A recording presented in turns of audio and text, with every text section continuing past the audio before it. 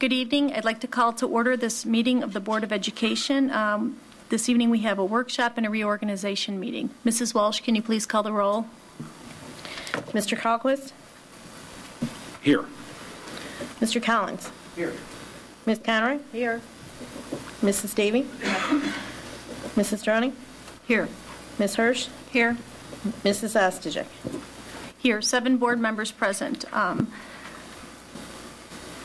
We have been in closed session this evening starting at 6:30 for the purpose of approval of March 23rd and April 13th, 2010 closed session minutes for discussion on employment of employee and also on collective negotiations.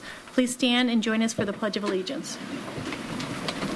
I pledge allegiance to the flag of the United States of America and to the republic for which it stands, one nation, under God, indivisible, with liberty and justice for all. Our first item on our agenda, we have recognition this evening for both students and also a staff member. Dr. Krizik. We're going to begin with our student recognition this evening. There is the Illinois State Bar Association's high school mock trials. And tonight I'm going to have the sponsor of that team, Laura Olson, share with us the success that York students had at that recent competition. So, Ms. Olson, if you would go to the podium, please. Welcome.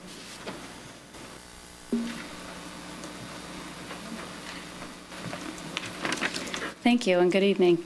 I'd like to have the York Law team please come up.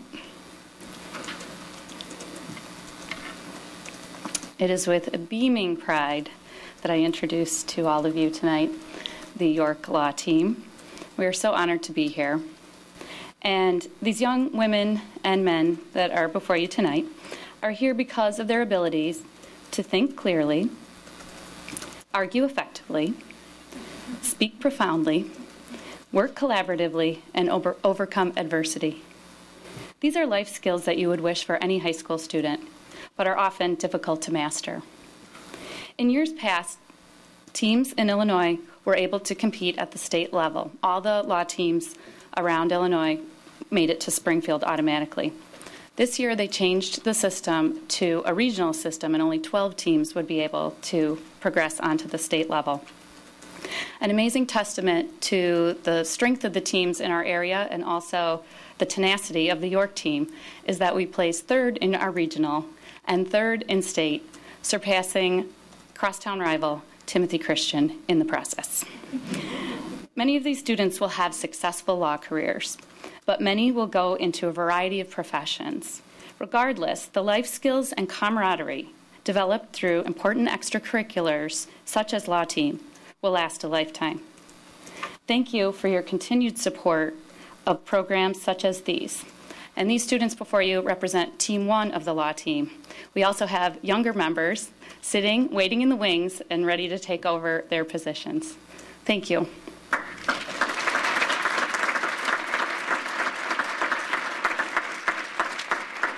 Hopefully we'll be back next year and do this all again with a new team. Thank you, Ms. Olson, and congratulations on behalf of the Board of Education for the success of this team.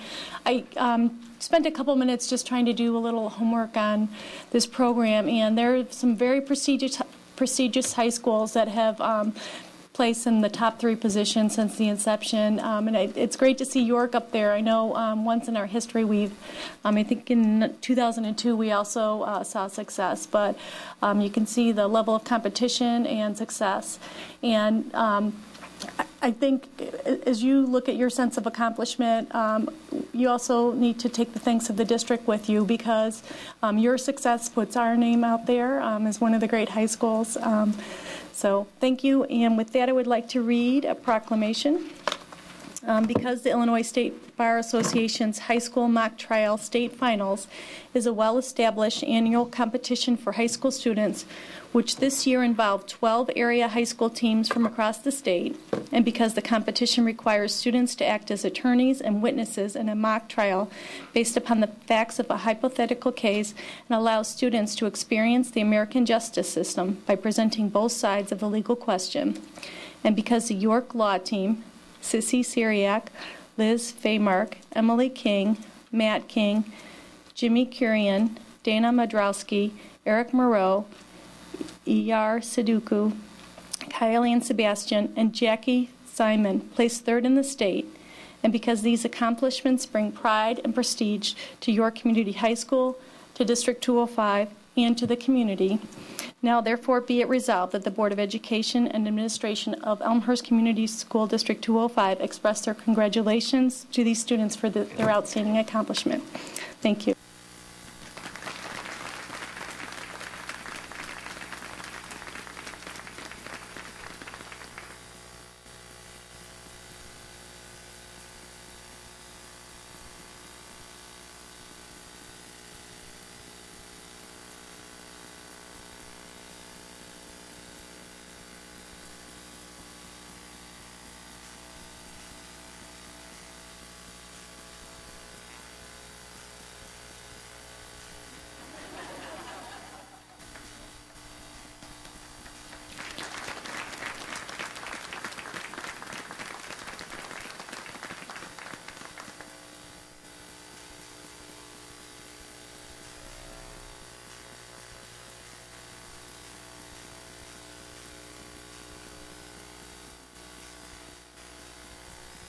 To be appreciated by one's students and one's parents is certainly something that every educator strives for.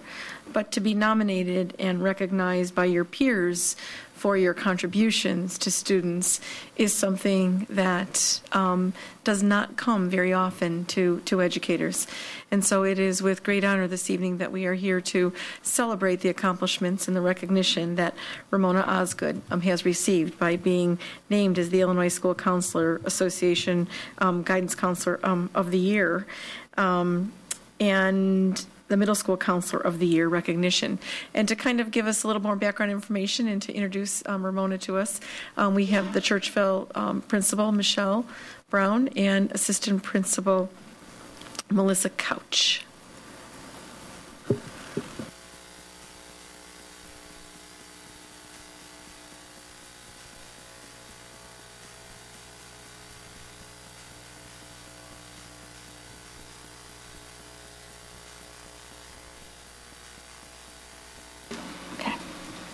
It is our pleasure to represent Churchville this evening as we recognize Ramona Osgood as the Middle School Counselor of the Year. When I was asked to speak, I did as most people did. I pulled out my iPod, pulled up Google, started to enter my favorite website, wordwalls.com, because I wanted to find the perfect words to describe who she is and how she's contributed to Churchville and the community.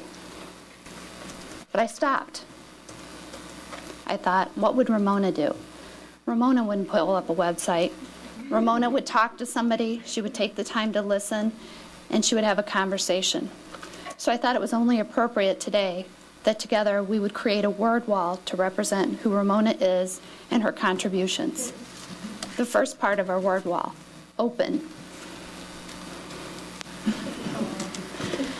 When I came to Churchville, people told me stories, always good stories about Ramona, besides the fact that every first day of the month she gives us a cookie to make sure that we have a great month. She always has an open door policy.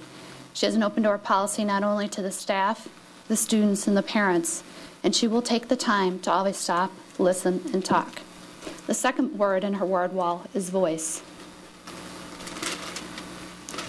Ramona does not dominate. Ramona lets every person have a voice, and she takes the time on major decisions to walk in and ask people what they think. She listens, and then together we make a decision as to what's best for our students, staff, or the community, whoever is impacted. The third word, heart. Ramona has a heart in everything that she does. She cares very deeply. Any and everything she does with passion to make sure that it's in the best interest of the children who she guides and the parents who she supports as they go through the troubled times of having an adolescent. Path. Ramona is a guidance counselor.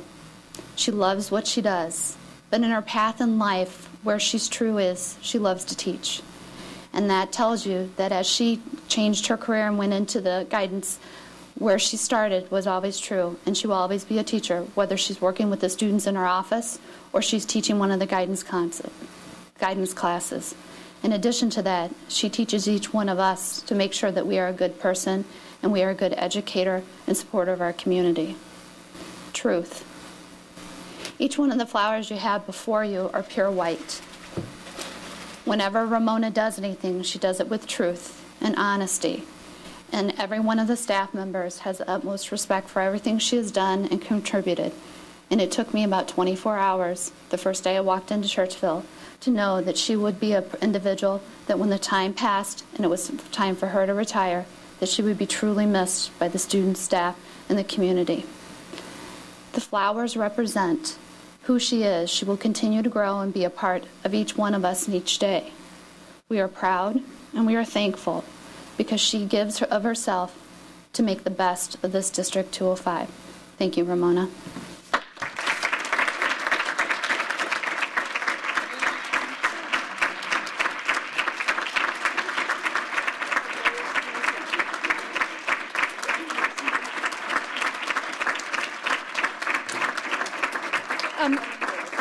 I just want to say a couple words on behalf of the Board of Education.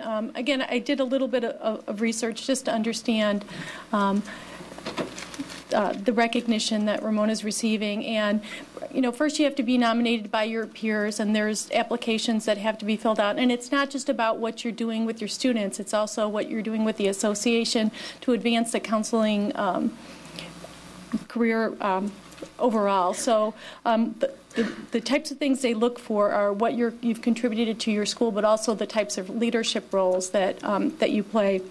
And when I sent a note to Ramona to congratulate her, and demonstration of a leadership to me was in her response, and she said that she always tries to do the best job possible, but that doesn't happen without others. So it's just a recognition of the teen concept. So, you know, we're thrilled to have you be part of our district, to have this recognition from an organization outside of the district. And I'll say, you know, I'm a parent of a child who's been benefited from your services, so I can speak personally to what you've contributed. So with that, I would like to read a proclamation. Because being named Illinois Middle School Counselor of the Year by the Illinois School Counselor Association is a prestigious honor, and because this honor is bestowed on one middle school counselor in the state of Illinois, and because candidates have been responsible for innovations in the counseling program, provided leadership in the further development of existing services, demonstrated leadership in professional counseling associations, and performed an outstanding service to the school or community, and because this accomplishment brings pride and prestige to Elmhurst Community Unit School District 205 and to the community of Elmhurst, now therefore be it resolved that the Board of Education and Administration of Elmhurst Community School District 205 express congratulations to Ramona Osgood for this outstanding achievement. Congratulations.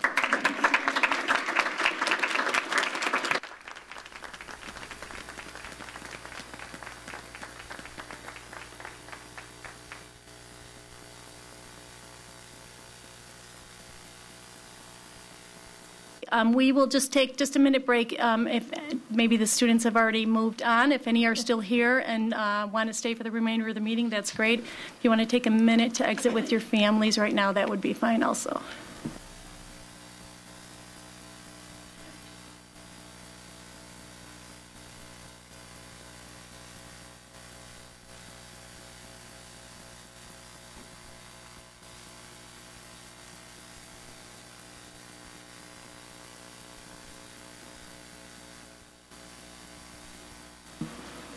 Okay, we're going to move forward on the agenda. Our next item is public comment. We have 6 speakers that are signed up to address the Board of Education.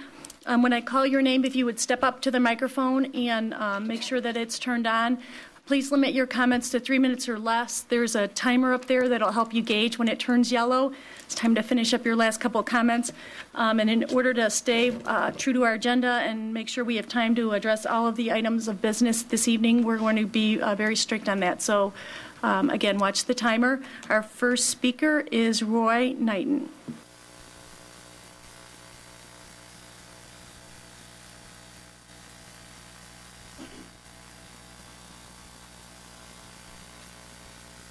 Thanks. My name is Roy Knight, and I live at 270 East May Street in Elmhurst.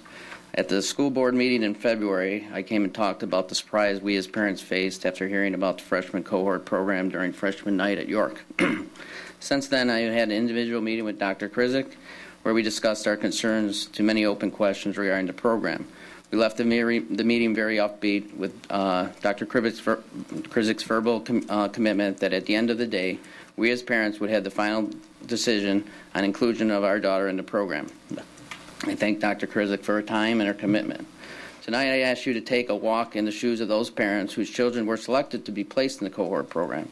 At the end I will ask you a question. You will not be able to respond, but I'm sure you will have a better understanding of our concern. So let's step back.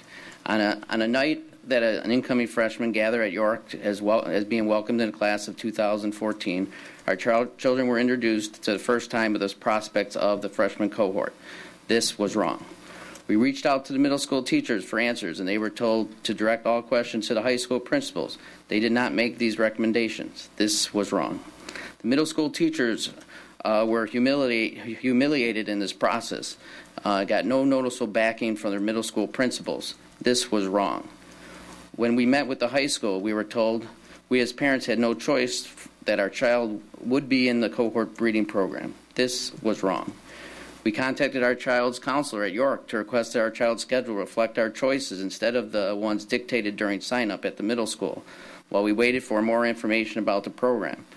Prior to this contact, counselors were given strict orders to make no changes to the cohort student schedules. Undocumented to parents and to counselors, the okay was given to change the system to reflect parents' requests. We now find out that by requesting these changes, our child is no longer considered to be in the cohort program. Is this the way to communicate to parents the process for opting out of the program? This is wrong. We organized as a group of concerned parents looking for documentation on the program to answer our questions and to make an educated decision about the program. We were told there would be a meeting in April. As of April 12th, no such meeting was communicated, and only after email was sent to the school board, high school principal, and Dr. Krizik to meet with us does a May 3rd meeting get scheduled. This was wrong. So now let me ask you the question that I said I would. That we as parents also will need to answer at the end of the May 3rd meeting at York. Do you trust that the same individuals that had so many things wrong have the ability to get the implementation of this program right? For the sake of the children, I hope the answer is yes. Thank you. Thank you. Our next speaker is Shar Manning.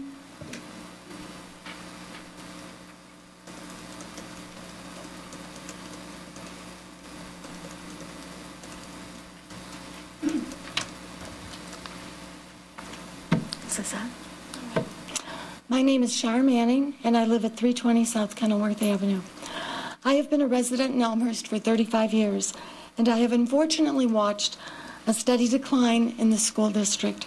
There are many reasons, too numerous for me to mention in 3 minutes. But one that has plagued me recently is the fundamental lack of communication. I fail to see how it is possible for programs to be implemented when none of the parents and taxpayers were aware of it until they were blindsided by it on a night that was to be an exciting night for our 8th graders, anticipating high school. Really a disastrous night, which turned into almost 3 months later. I also fail to understand how we can basically be ordered to have our children participate in a program which we were not given any answers to some very basic questions, a program of such magnitude that it baffles me to understand how it could be thrown together so quickly. We are a large group of concerned parents, some who could not be here tonight, and we want to understand how our children will be taught. It is our right. Show us the research. We also want to know why the 8th grade teachers have been gagged and can no longer give their recommendations to us or to the high school. Why it is that multiple calls and emails need to be sent before there is any response. It's funny, when the referendum needed passing, we could get responses immediately. Is that what this system needs to do? As I stated, it has been almost 3 months, and these kids still don't know what they're going to be doing next year. The angst of entering high school is tough enough, but to be going in and not know what kind of a class you will be taking when many of your peers already know theirs is beyond words. I am between being heartbroken and angry. Our group has developed a set of questions which have been presented to the administration over a week in advance before a parent meeting has been called, which, by the way, will take place 3 months and 1 day after we first learned about cohort. Let's see that we all get our answers, please. And let's all remember why we are doing this. It's for our children, not for any masked personal agendas. It is my strong belief that is something to be a success when it comes to our children. You need the input of the parents. After all, that's how you got the referendum passed. Thank you. Our next speaker is Doug Manning.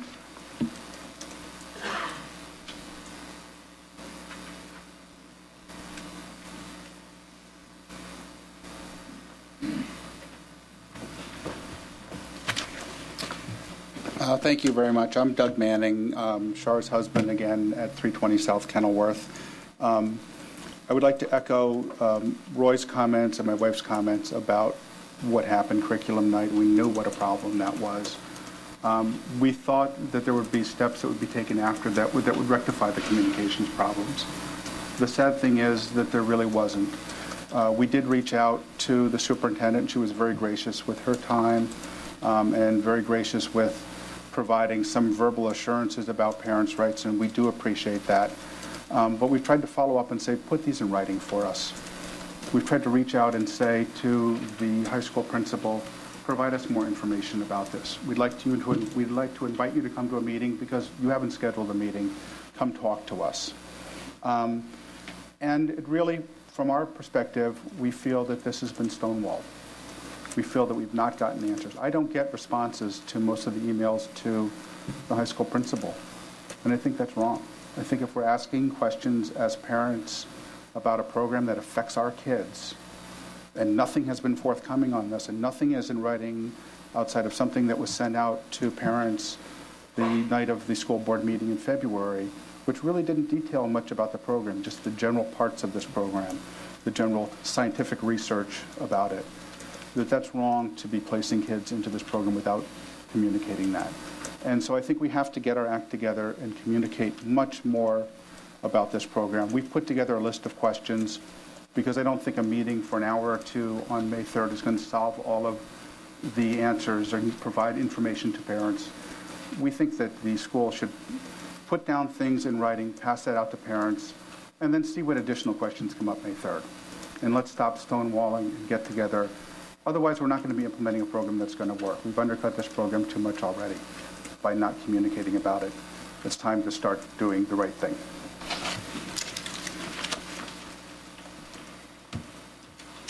Thank you. Our next speaker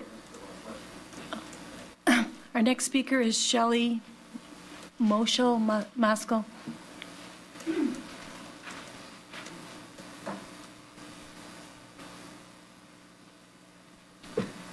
Hi, my name is Shelley Maskell. I live at 205 Willow Road. And as you know, that York High School implemented the cohort program for incoming freshmen. As parents and taxpayers, my husband and I feel it is important that the board understand that we are deeply disappointed in the level of communication and response from administration. This new program was introduced to us and our children during a 15-minute presentation during the York Curriculum Night in mid-February. My daughter came home from school that day and said that she was told that she's going to have to take 2 English classes in her freshman year in the fall and not able to take a science, and she wanted to know why.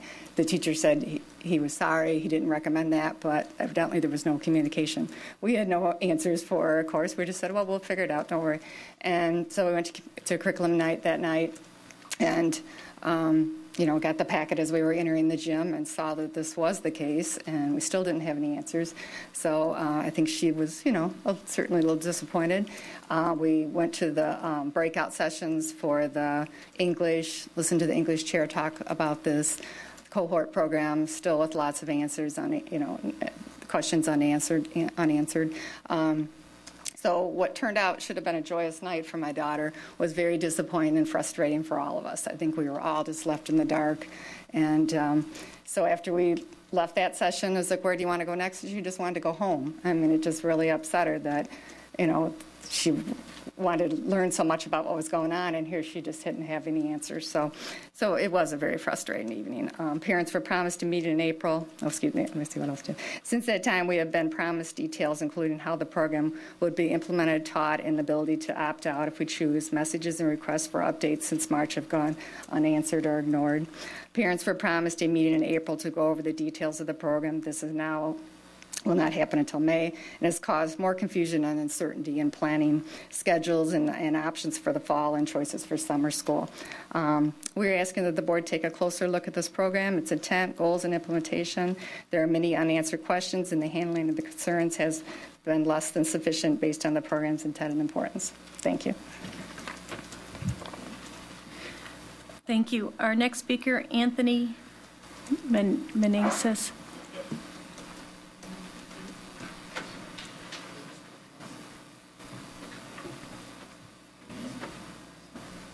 I'm Anthony Meneses of 757 Parkside, and I'm in a much better mood. I would first like to personally thank Dr. Krizik for our meeting yesterday and the time she took out of her busy schedule to meet with me. I felt it was a productive meeting, and we agreed on specific action items to address the issues of air-powered guns in our community and the national discussion regarding bullying, which we all know is tearing apart the community of South Hadley, Massachusetts. I would like to see the No Child Left Behind required Parent-Teacher Advisory Committee brought back to life to address what it is specifically assigned, making recommendations to the board regarding student disciplinary measures, addressing reaction to bullying behaviors exhibited by students, and advising and reporting procedures between the school district and law enforcement when students violate laws. I feel I would be an asset to such a committee because I am motivated to make a difference for all children, especially those that are victims of intimidation and bullying. Also, and I'm getting a call, reading off my droid. How's that? Also, after reviewing the disciplinary code, I realized that as a student in District 205, I probably violated most of it, except the bullying and the weapons part. Today, with communication tools such as Facebook and texting, bullies can hide behind cyber walls, not just the walls of stairwells or walls within our schools. Every student has a right to attend school free of fear and intimidation. How is a child supposed to pay attention in class when they are strapped with anxiety about what may or may not happen at recess? How does a teacher regain their attention after such bullying incidences occur? I believe District 205 needs to implement an anonymous online confidential reporting system where parents, students, and teachers can report incidences without fear of reprisal. We all know that the punishment for reporting the crime is often worse than the initial action of the bully themselves. Other districts around the country are implementing such systems and are having success. These sites are not meant to expose and humiliate students, but to provide adults who can do something about it a chance to monitor and make judicious decisions on actions that need to be taken. I read through a bunch of these sites last night, and they are heartbreaking.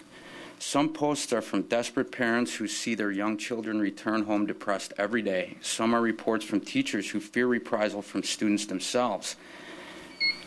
But you also run into a report by a lonely, desperate 8 or 9-year-old who simply has nowhere else to go. And you'll have to excuse me, but they're looking for help. And it happens here too, and we've seen it. Although lessons of sympathy, empathy, and self-esteem are the responsibility first and foremost of parents, it is the schools that must take action to protect victims of such behavior and send a message to the parents of those who bully. If your child is building their self-esteem by destroying another's, District 205 will take action and not tolerate such behavior. Want to improve test scores in the district? Give children a safe learning environment. Show them that the school is a place where all are to be treated equal, not only from staff to student, but from student to student as well. I'm sorry, you're going to have to. Absolutely. Okay. We do appreciate your comments, but thank you. Our last speaker, Larry Monero.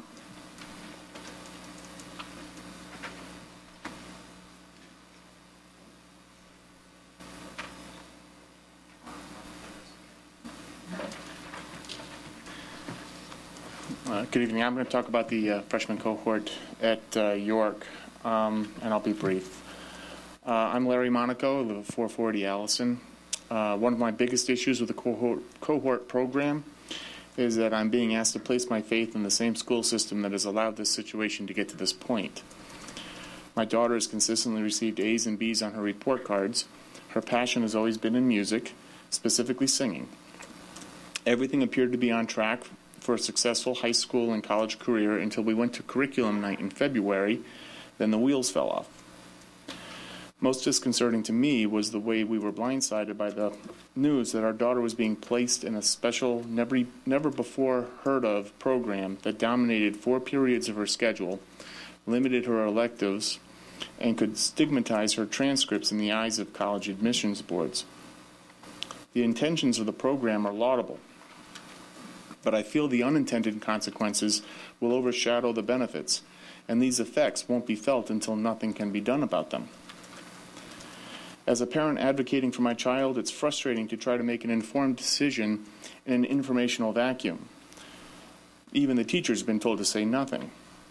Personal meetings with administrators have been helpful, but when none of their assurances is put into writing, one is left to wonder why.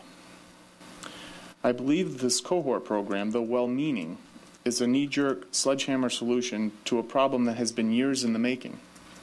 A problem that could be addressed through a more open and iterative process, leading to a flexible solution that allows students to opt out, does not bar them from choosing career-oriented courses, and does not have adverse effects on their transcripts. Thank you.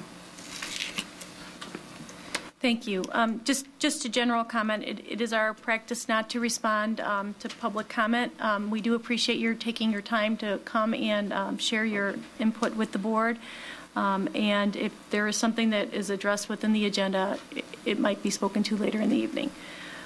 We are going to move on to the reorganization of the Board of Education. So what we will first do is we will adjourn the board as it currently exists. We will have a temporary election of a president to oversee the election of the new board members, and the temporary president will also oversee the election of a temporary secretary. We will have election of board members and then the new board officers, and then the officers will take their seat, and we will continue on with our regular workshop meeting and board agenda. I'm sorry, our business meeting and board agenda. So let's start with, we will adjourn our board sine die, and I don't think we're required for a you just do a motion to adjourn. Can I have a motion to adjourn? So moved. Is there a second? All in favor? Aye. Those opposed? This meeting is adjourned sine die. We need to have the election of a president pro temp. Is there a motion for president pro temp? Pick somebody at the table to oversee the election of the officers. I'll nominate Marta Davies, since she's done this before. Okay. Is there a second? Okay, all in favor for Marta Davy to be the president pro temp, please say aye. Aye. Okay, with that, I will. Now we need to elect a secretary pro tem. May I have a nomination for the secretary that will be the official recorder, the signator of this meeting's action? Ms. Conroy? I'd like to nominate Mr. Collins. Mr. Collins has been nominated. Is there a second? Second. Second by Ms. Hirsch. All in favor say aye. Aye. Opposed? Mr. Collins, you are our official secretary of this part of this meeting. I will now call the meeting to order of the new Board of Education, and I will declare that all 7 board members are present at this meeting. The next item is the election of president. I will take nominations for that. Ms. Conroy. I would like to nominate Peggy Osterjic for president. Second. Doesn't require a second, but thank you, Mr. Carlquist. Are there any other nominations? Hearing none, then I will declare Mrs. Ostojic as our president, and now I will turn it back over to her. Thank you, Mrs. Davy. Next, we have the election of a vice president. Any nominations, Ms. Hirsch? I'd like to nominate Deb Conroy. Thank you. Are there any other nominations for vice president? Seeing none, we will declare Deb Conroy as vice president. Our next officer position is secretary. May I have a nomination? Mrs. Davy? I'd like to nominate Mr. Carlquist. Are there any other nominations for secretary? Seeing none, we will declare Mr. Carlquist as secretary. I'd like to thank Mrs. Conroy, Mr. Davy for Mr. Carlquist, I'm sorry, I apologize for continuing their roles on behalf of the board. The next thing for board appointments, we have 3 policy committee members, and Ms. Hirsch has agreed to continue on as policy chair. We have an ongoing initiative to redo our entire policy manual, so we expect to see that finished short order. And Mrs. Deroni and Mr. Collins have also agreed to stay on the policy committee. Mrs. Davy has agreed to continue in her role as the LEN representative and the IASB delegate. Mr. Carlquist has agreed to continue in his role in the intergovernmental Park City School representative, as has Ms. Conroy, and Mr. Carlquist will also continue as the Lozado Museum representative. And Ms. Hirsch will assume the role as the SASED Board of Directors representative. I think that is it. The next item on our agenda is the reaffirmation of all existing contracts and policy.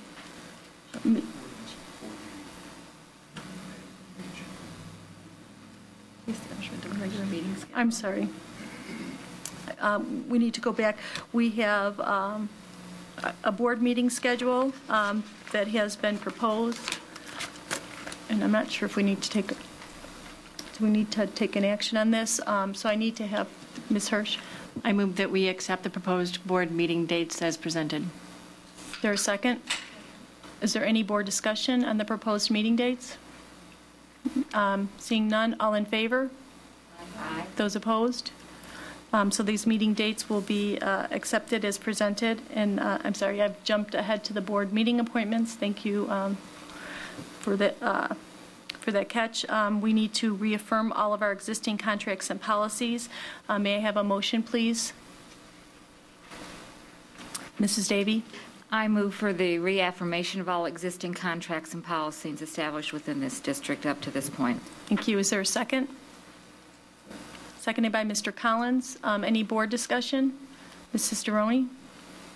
I just have one comment, and that is a question for our new vice president. In the course of our policy meetings, we had heard from her that she was not willing to be vice president because it meant that she would have to be president at some point, and now we're hearing that she has been reelected to vice president. I just want to make sure and hear from her so that we don't look as though we are affirming something that isn't making sense, that she is willing to be president in the event that you aren't able to service that.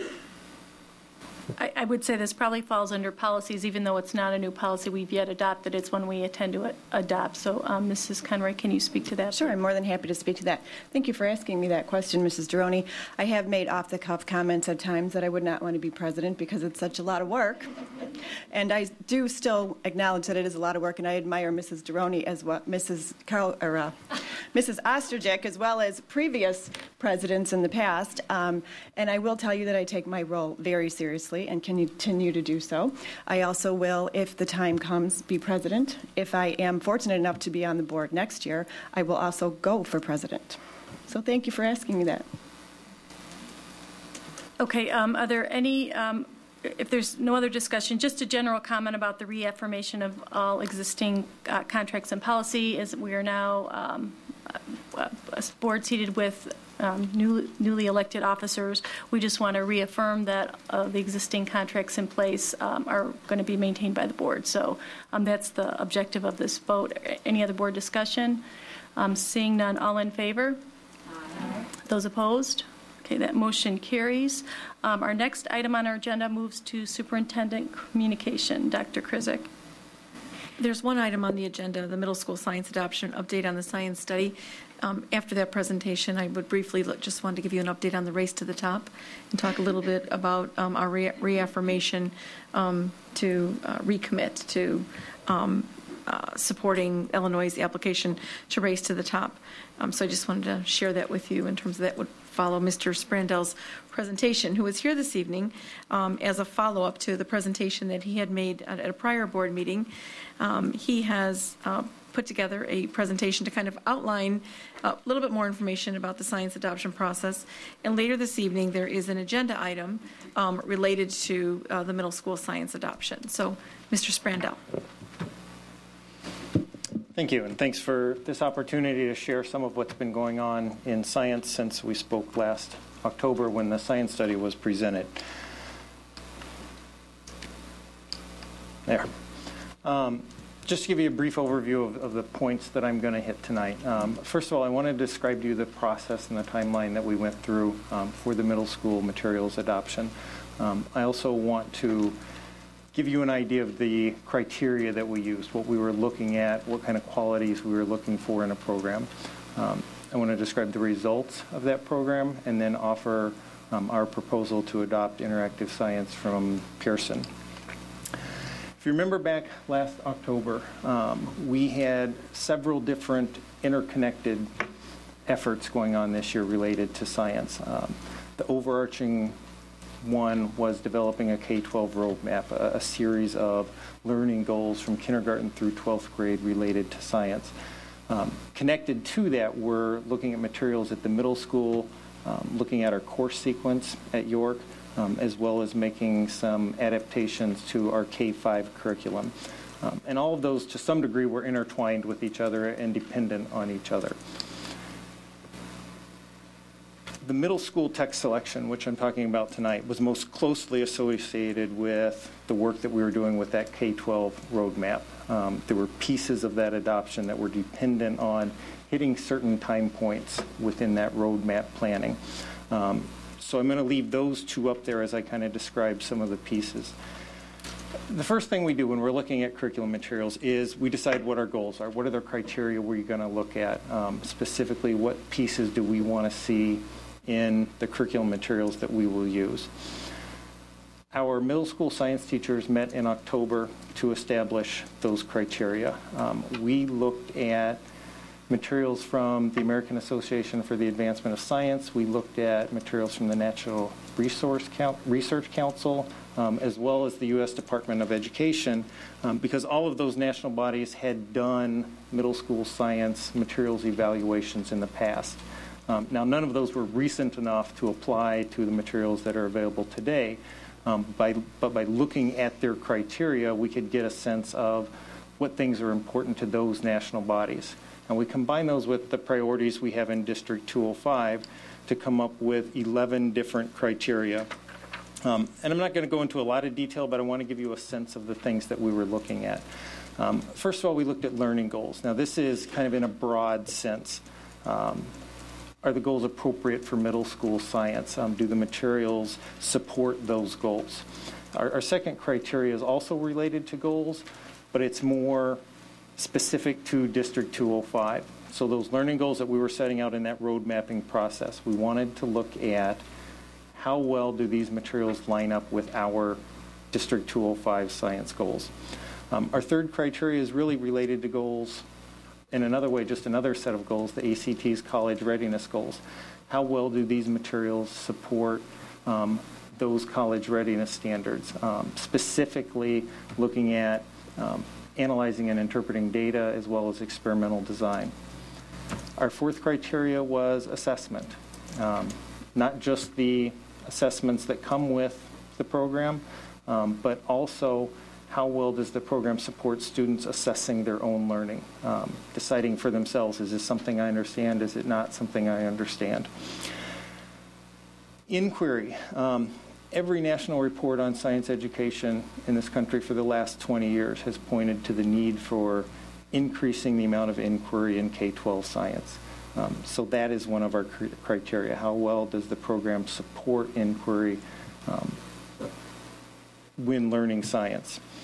Active engagement. Does the program go beyond, read the chapter, answer the questions at the end? Does it actually actively engage kids in learning about science? Engaging students with relevant phenomena is a long way of saying we want to take a close look at the lab program.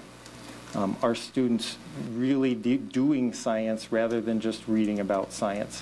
When we can't actually do the science we're talking about, are there reasonable simulations? Are there ways that we're getting them as close to that real science as we can?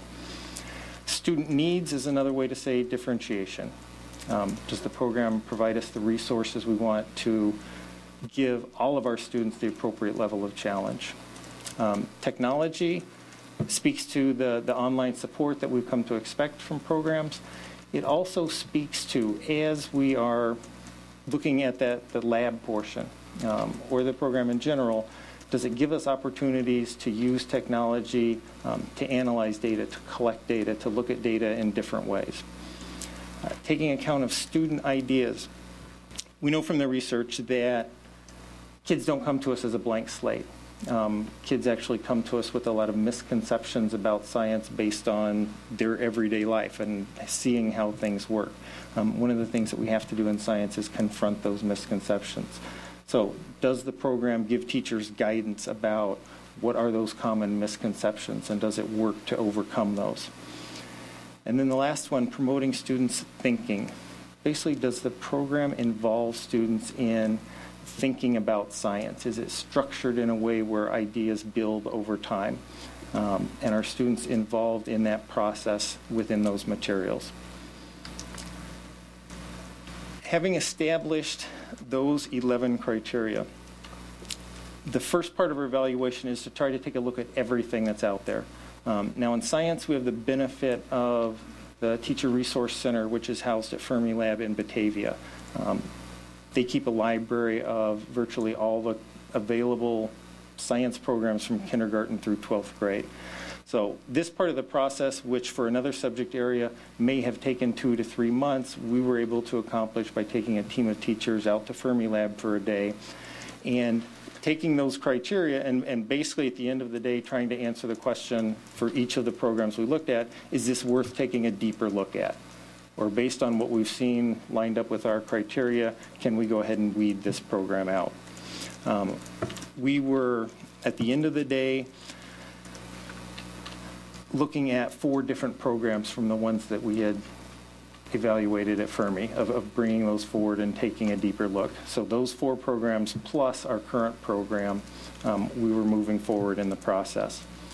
Now, if you look down on that timeline, at the same time, that road mapping process, and I know a couple of you have heard me give the description of what's going on with that road mapping process.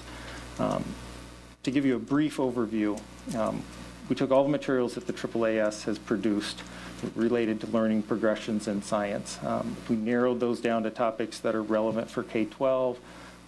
We stitched those together into broader topics. We looked at every single step in those learning progressions and aligned those to the Illinois frameworks for science. And then we kind of grouped them together into basic topics. So chemistry, animals, ecology, those kinds of things, the way they would be grouped in a set of curriculum materials.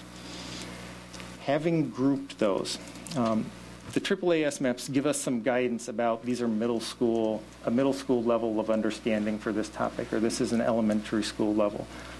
They don't necessarily set a sequence that those topics should be addressed. So that was left up to us. In January, different teams at different grade levels met to set those sequences. We looked at 3 things. One is, what topics are more complex, more abstract, because we wanted to save those for later grades so that students had a more mature level of thinking and could approach those topics. Another piece that we looked at was that coherence issue that I talked about in October, the building of ideas. Which topics tend to build into other topics? And the last piece we did look at was historical patterns in ISET questions. As I mentioned in October, in the curriculum that we have right now, in the sequence that we have right now, there are a couple of different instances where we are teaching a topic the year after the state tests us on it. So where it didn't violate those other two ideas, we wanted to move those topics to a point where our students had been exposed to that and had an opportunity to learn it before the state is testing them on those topics. That process of setting the sequence actually removed one of those 4 candidates from the process because of the way it was structured. It didn't fit with our sequence of topics. So that left us with 4 final candidates moving into our final evaluation. For that piece, which happened in February and March, materials were put in each of the middle schools for teachers to examine. Each one of our middle school teachers evaluated each one of the 4 programs on all 11 of those criteria, and basically gave it a rating on a 1 to 5 scale. The results of that, when we looked at it at the end of March, looking at all 4 programs together and comparing them against each other, Interactive Science by Pearson earned the highest overall rating. So basically, if you throw every single rating that every single teacher gave each program into the same bucket and look at an average, Pearson got the highest overall rating. We also looked at it criteria by criteria. Looking at it that way, Pearson earned the highest rating. So if you want to look at it as a 1, 2, 3, 4, who got first place, second place, third, and fourth, Pearson had the highest rating in the largest number of categories. So 6 out of the 11 categories, Pearson was rated as the highest. It earned the lowest rating in the fewest number of categories. There was only 1 category where it was rated as the lowest. Our final decision basically came down to those materials from Pearson and our current materials from Holt. So if we look at those two head to head, there are really only 4 categories where there's a statistically significant difference in the ratings. In all 4 of those categories, Pearson was rated higher than our current materials. And they're listed in the presentation. The first one is inquiry. Again, that topic that over and over we hear there needs to be more of this in our science programs. Pearson was rated significantly higher than our current program, which lets us draw some conclusions about the lab program within Pearson. Part of the reason that it was rated higher, it's a much more complete lab program. Each topic, each unit has a main lab. That main lab is actually presented in 2 different forms. One is a more directed traditional lab that we're used to, that here are the steps that you follow, and then students collect data and answer questions. That same topic is addressed through an inquiry lab where students are presented with a question. They have to design the experiment. They have to decide what data to collect and how to analyze it to answer that question. Having that available for every single major lab in the program lets us decide how to build in those inquiry skills, how those should progress from grades 6 through 8. The third one down actually also involves the lab program engaging students with relevant phenomena. Again, that goes to how well are our kids actually doing science in this program versus just reading about it. Active engagement and promoting student thinking. Both of those probably have something to do with the structure of the Pearson program. Pearson doesn't look like a traditional text. It's a consumable text. Rather than reading the chapter, answering the questions at the end, students are reading a section, and then they're over here where they have to analyze some data and draw a conclusion that relates back to what they read. They read another section, and then they have to do something where they are connecting those ideas together with some kind of graphical organizer. Built into that, again, going back to that assessment piece, are periodic checkpoints where students have to analyze their own learning and their own thinking and how well they have mastered a certain concept. If we look at, I talked about criteria by criteria, if we look at teacher by teacher, Pearson was rated higher by a 2-to-1 margin. 10 of our teachers rated Pearson higher, 5 of our teachers rated Holt higher. Another couple of questions that came up while we were looking at these materials. One of the things we're trying to get much better at is that alignment across grades, so that there isn't a a shock when students move from 5th grade to 6th grade, or when students move from 8th grade to the high school. So one of the questions that, although it wasn't our original criteria, but that came up during the process was, how well does this program prepare kids for high school? Again, as I said, it doesn't look like a traditional textbook. So is that going to impact our students as they move into something that is more traditional? We did two things to look at that. One was just analyzing the reading level, looking at what level are these two texts written. We took 5 different topics and analyzed the text related to each of those topics within Holt and within Pearson.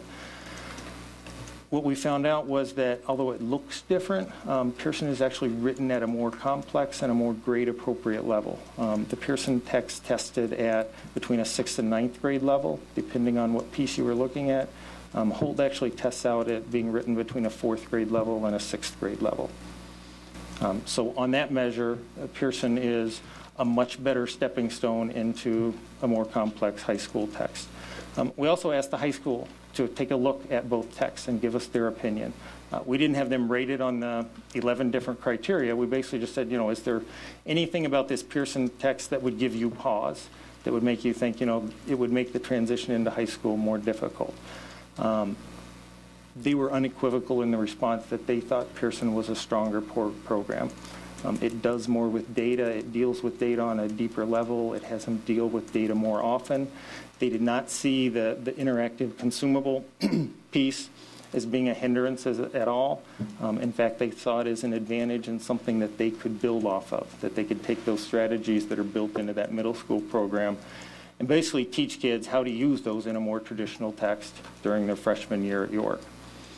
Another piece is earth science. As we talked about in October, one of the things that we're doing with the resequencing at York by moving to a biology, chemistry, physics sequence is we're moving all of our earth science content down into the middle schools.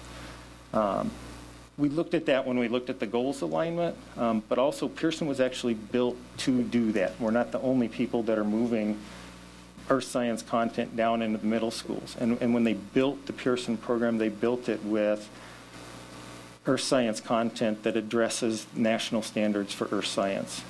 So they built it with that in mind. The proposal itself, if we look at how the money works out, the cost for the text is $148,000. Now, Pearson is a consumable text. The way that they've structured this, though, is not as you buy new text every year. Basically, they've priced it at the same point as a traditional hardcover, non-consumable text is. And once you pay that upfront cost, then they send you new copies every year for the next 7 years. So there isn't an ongoing cost associated with the text.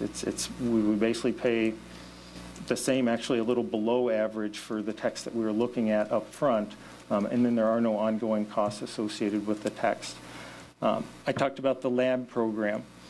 In order to implement that lab program, the initial costs are going to be about $35,000. Now, it's worth mentioning here that Pearson actually sells the lab program along with the text, and we had them price that out. Their price point was closer to $80,000.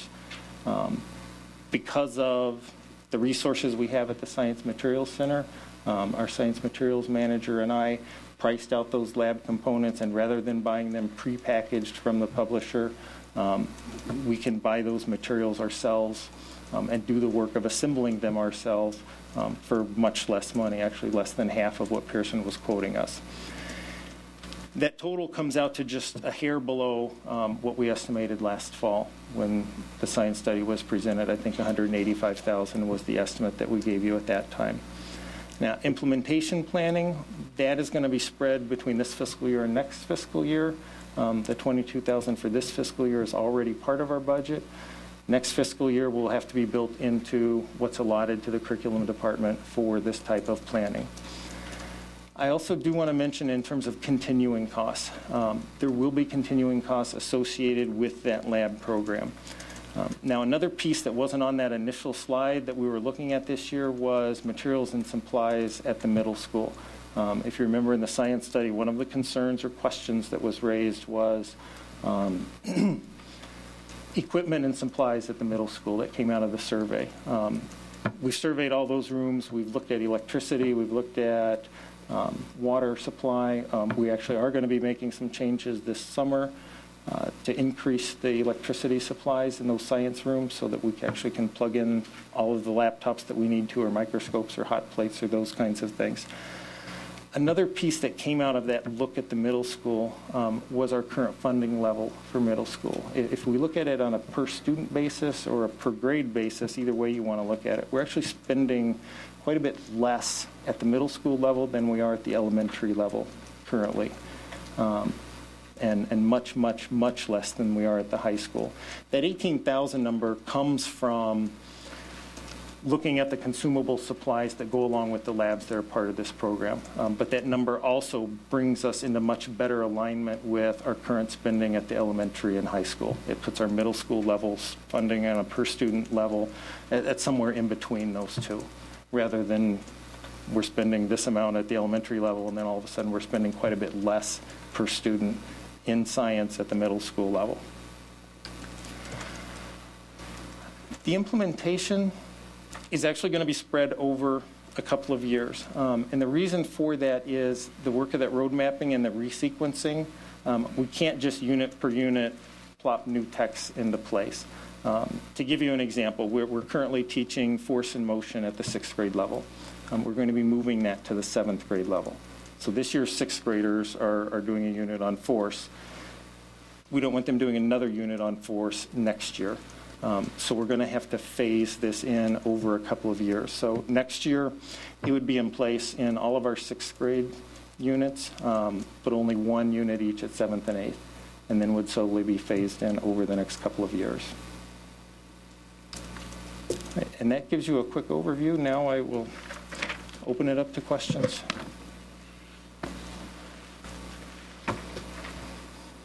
Mr. Collin. I have a couple, and thank you for answering the ones that I submitted in writing. Certainly. I appreciate that. First of all, I just wanted to say that I think your process has just an excellent, solid foundation.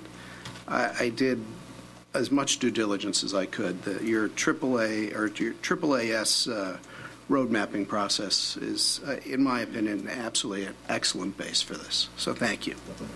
I just have so let me just give them to you kind of randomly. When's the ISAC going away?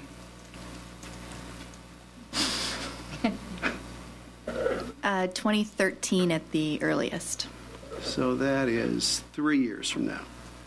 So by the time we fully implement this new science curriculum, we won't have an ISAT to articulate it to.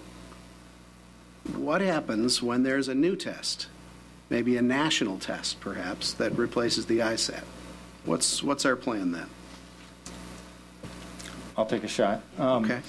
I guess, one thing is the 2013 data, and correct me if I'm wrong, probably primarily refers to English and math.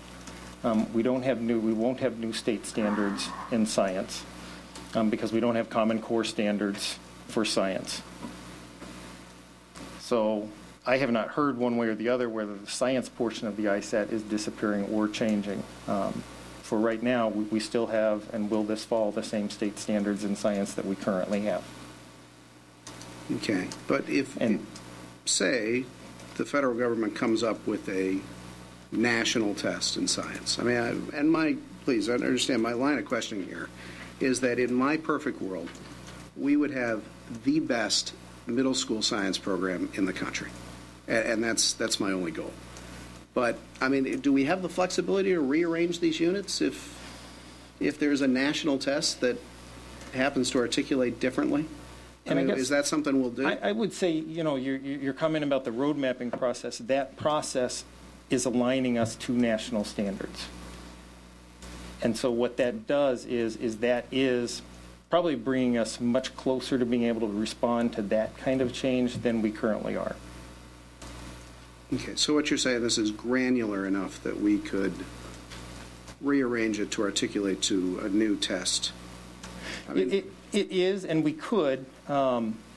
Now, part of the problem with that is you would see the same kind of thing that you're seeing with the implementation plan, is that that's not a, we can't just swap units out from one year to the next year, because as students progress, we don't want them repeating, we don't want to be leaving gaps. But we could come up with a new We could come up with a new sequence. Again, I don't see that. What we're doing right now aligns us to the current national standards. What I have, the only insight that I have seen into any changes to those national standards is that they would be narrowed. Okay, but it isn't going to be some sea change in the types of science that we're expecting at different levels. Yeah, I mean, I would expect that stuff we're teaching in middle school, we're not teaching the edge of science. I mean, the laws of physics haven't changed in a while, and that's probably what we're teaching in that force and motion. Correct. All right. Can I also just add, if I'm correct me if I'm wrong, Charles, but also we didn't move things just based on the ISAT. It had to meet those other criteria first, correct? They had to meet the roadmap piece. Yes, we looked at all three of those pieces. We looked at increasing complexity. We looked at how well, we're laying the groundwork in astronomy unit for that force and motion unit that's going to come later. Yeah, no, and I understand that, and I also realized that, you looked at the last 3 years of ISATs, and they were asking a question in 6th grade and something we taught in 7th grade. It makes sense to move that from 7th grade to 6th grade. That makes sense to me.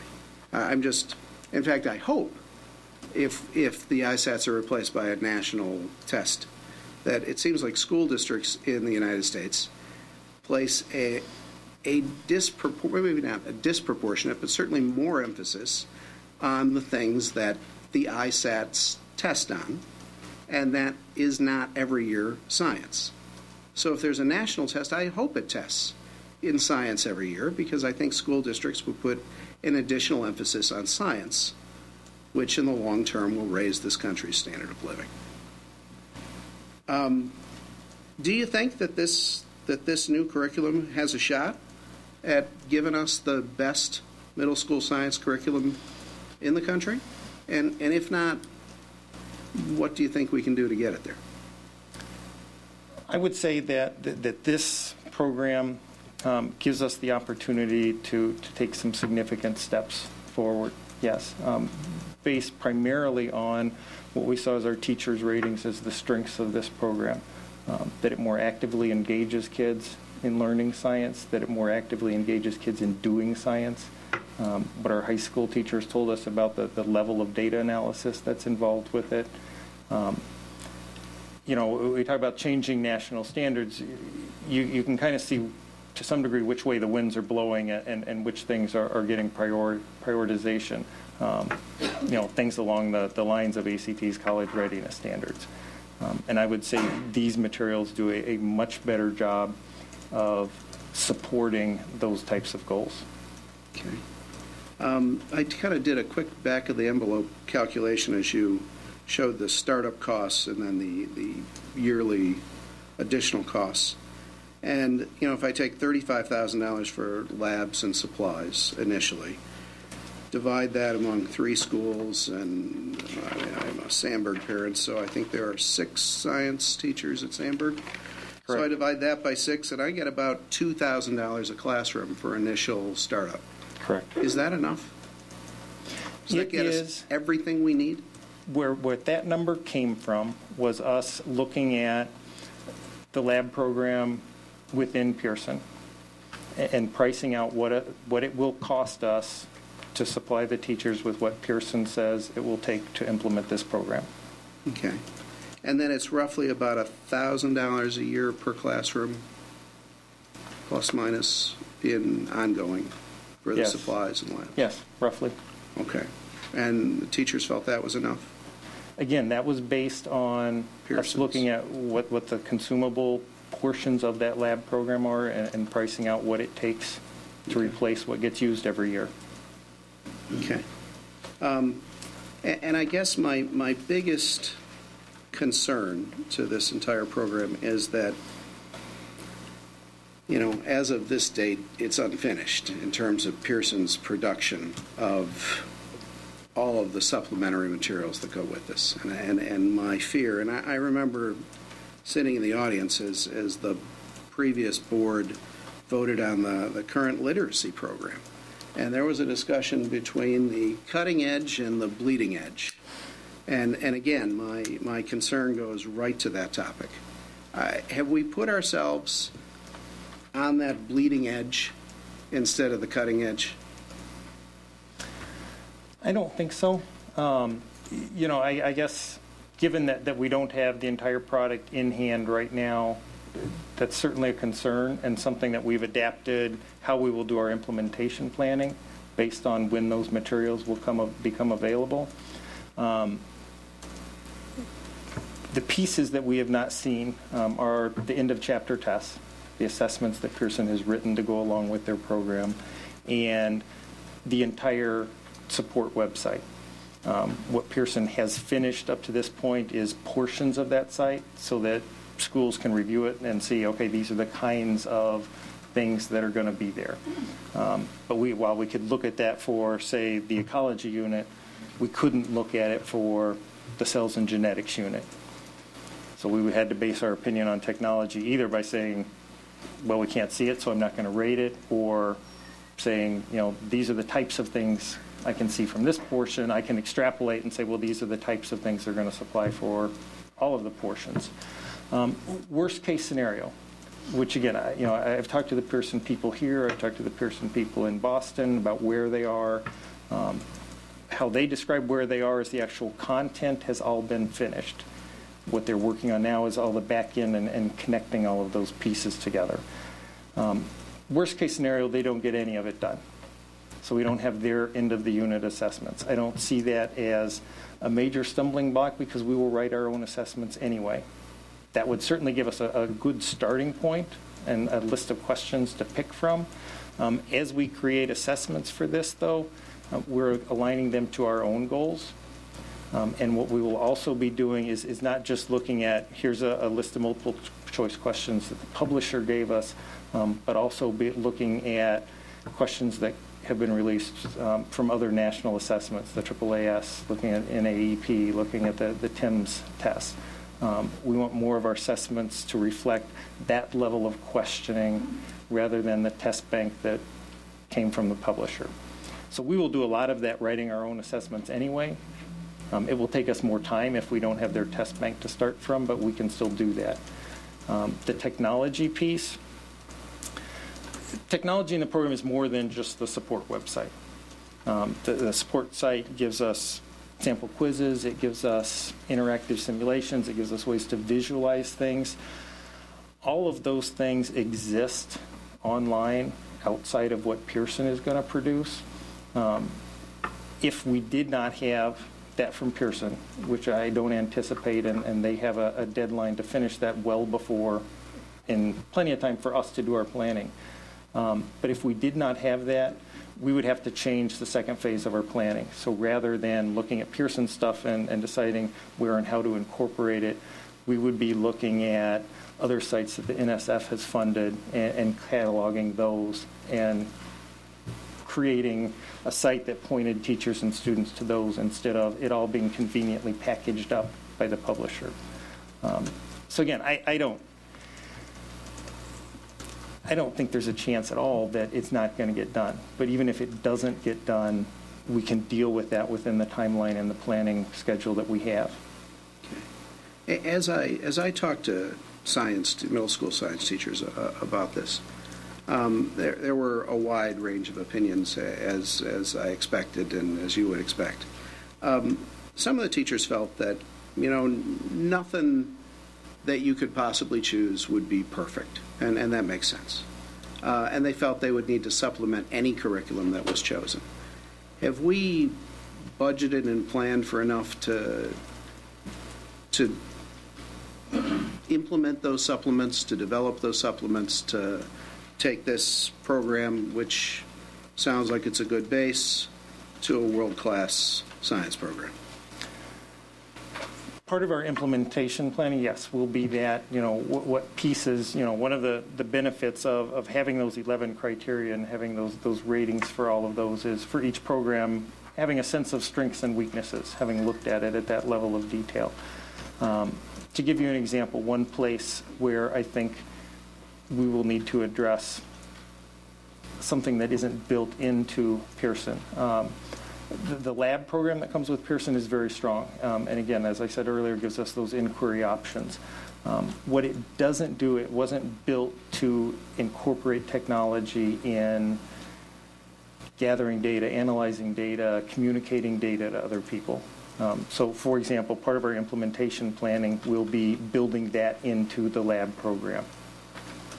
So yes, I would say that the time that we have budgeted for to have teachers do the implementation planning is sufficient to address any of those pieces where we feel we need to shore up something a little bit. Yeah, I just want to make sure that we budget enough on an ongoing basis to continually update, and I don't want to use the term shore up, but continually update and implement a process of continuous improvement so that every year this can be a better program than the year before, because we're constantly adding to it and refining it.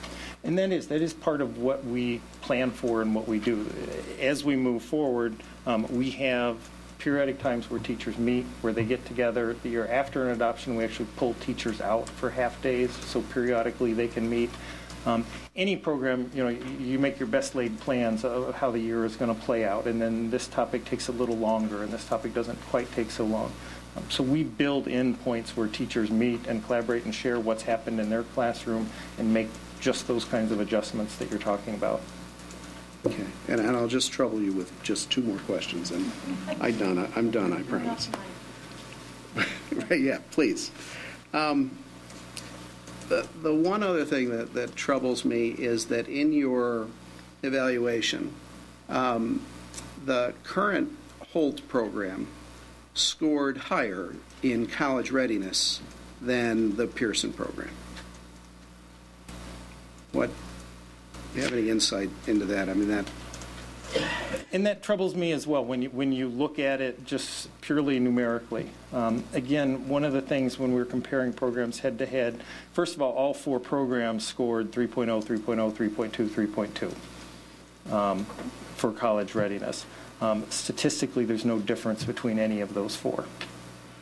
So while one averages out and gives you a numerical 3.2 number, really our teachers evaluated them all equally. All right, my final question, I promise. In a perfect world, we would implement a curriculum that every single teacher is excited about taking on and teaching. And in the spirit of continuous improvement, do you have any reflection on the process that you've just been through, and how we can make it better, how we can just improve our process to arrive at better decisions as we move forward, as we implement new curriculum? And I guess I would say that throughout that process, I continually reflected on the steps we were taking and whether we were taking the right steps. To answer your question, there isn't anything that I think we should have done differently. I think the process is sound. I think we had very good meaty criteria that we were looking at. I think we could have done the process differently and had it come out cleaner. But I think to a large degree it is a messy process. We don't all agree on every single topic and every single idea. Most of our teachers, the high school teachers, see Pearson as a stronger program. I think as we implement it, everybody will start to see some of those strengths that maybe they didn't see in the initial evaluation. Thank you. We're turning off your mic. I know you do. And I'm sure that the administration would be happy to take follow-up concerns. I mean, what we're doing tonight is we're putting the materials on display. So I'm sure there'll be, not that I'm closing off other board members from asking questions. So are there any other board questions? Okay, Mrs. Davey. I don't want you to leave tonight without us expressing our gratitude for the amount of time that you've put into this. I think that you've been very responsive to questions that board members have raised. I think that you put together a memo that addressed multiple concerns that we had heard, and I just want to thank you. And I think that I feel that we are in good hands with you leading our science initiative in this district. So I want to thank you for that, Mr. Sprandall. I was excited when we heard the first presentation last fall, and I was cautiously optimistic of your timeline, because it was a very aggressive timeline. But your motivation was that we needed to make changes because we didn't want a whole nother year of children to come and go without having addressed some of the concerns that you raised in your initial study. And I, as a board member, appreciate that time is of the essence. And I think that you had an aggressive timeline, and I think that it challenged staff to keep up the pace with all the work that's needed to be done. But I commend you for honoring that timeline, because you're bringing to us in the right sequence to move forward with the timeline that you had given us. The one thing I'd like for you to just address is, how are you going to launch this new program? Describe the staff development. When will it occur, and how will it continue with staff? Because I know that anytime there is change or a new adoption, that is of utmost interest and concern how the staff are going to be supported, and that ultimately becomes an indication of its success or failure, is how the staff is brought into this. Could you address that? Sure. First of all, Pearson has committed to, during this implementation phase, of giving us whatever staff development we need. So they're basically tell us how many days and when you want us to be here, and we'll be here to provide you whatever kind of support you need to implement this well. Right now, what we will do is, at the end of the school year, or close to the end of the school year, have Pearson come in and basically give all of our teachers a walkthrough of all of the different components and the pieces. So as we start our implementation planning, they have a very clear view of, these are all the things that go into this program. These are all the resources we have to fall back on. Because of what Mr. Collins asked about earlier, and certain pieces not being in place, we won't get as in-depth look at some of those pieces that we would like at the end of the school year. So we will pull Pearson back in to give us an in-depth look at those pieces midsummer, specifically for teachers that are doing the implementation planning, so that they get a walkthrough of those portions of the program before they start doing that part of our planning.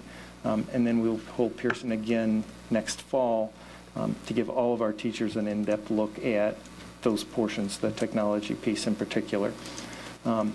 After that, what we will do is, during those checkpoint meetings that teachers have, we will look for what concerns they have, what are things that they're unclear on, and then we have the option to pull Pearson back in to do further trainings on whatever our needs happen to be. Just a follow-up question. Do these checkpoint meetings and follow-up meetings, are they occurring after school, or are they occurring during, Teacher Institute days? What time do we have dedicated to do this? We do two things. One is we pull teachers out for half days. We provide substitutes, and we actually pull them out for a half day to meet with, the entire sixth grade team of science teachers.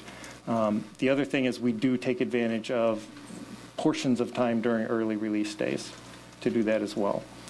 What we did with math this year, and we'll do something similar with science next year, is we did 4 of those half-day pullouts, and then we had 3 different times where we captured time during early release.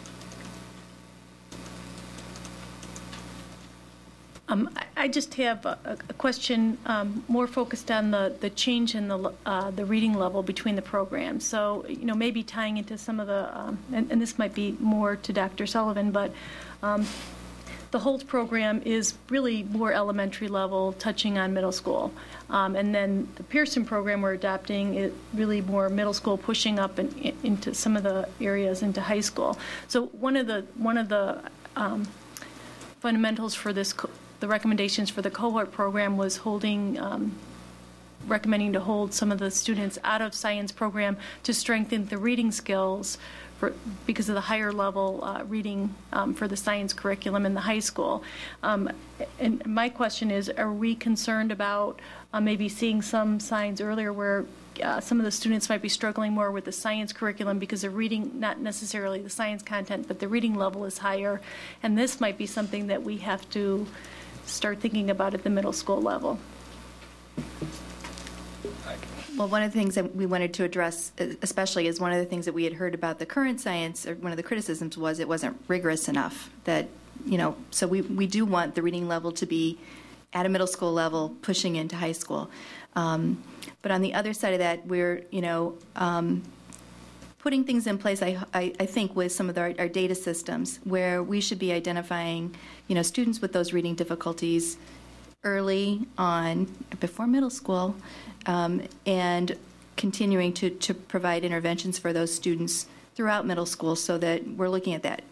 Higher text will be more challenging for those students, but the text at the science, in the science books at middle school, should be at a middle school level, and should be pushing those kids into that high school level. I mean, that is also part of the problem. If our texts are always still at the lower level, kids are not going into York seeing text at the level that they're going to see when they get to be freshmen. And my point isn't that we should discount the reading level. I think that's totally appropriate. It's just understanding that there might be some additional earlier recognition of some of the issues that, the cohort program in the high school, again, that's a late point to try to address those needs. So some of these might be popping up earlier. So thank you for that. And I'd like to reiterate Mrs. Davies' comments. We appreciate the work. I know there were questions that were sent. The additional information tried to address some of the concerns addressed by teachers, by board members. So we appreciate the time you've taken to help us understand the work that's been done here. Okay, Mr. Collins gets one last question, and then we're going to move on. Let me direct this to Dr. Krizik and Dr. Sullivan. Are we developing a process to put in place, or do we have one, where we can go back a few years later and just assess the decision that we made in a curriculum adoption, and did it achieve our goals?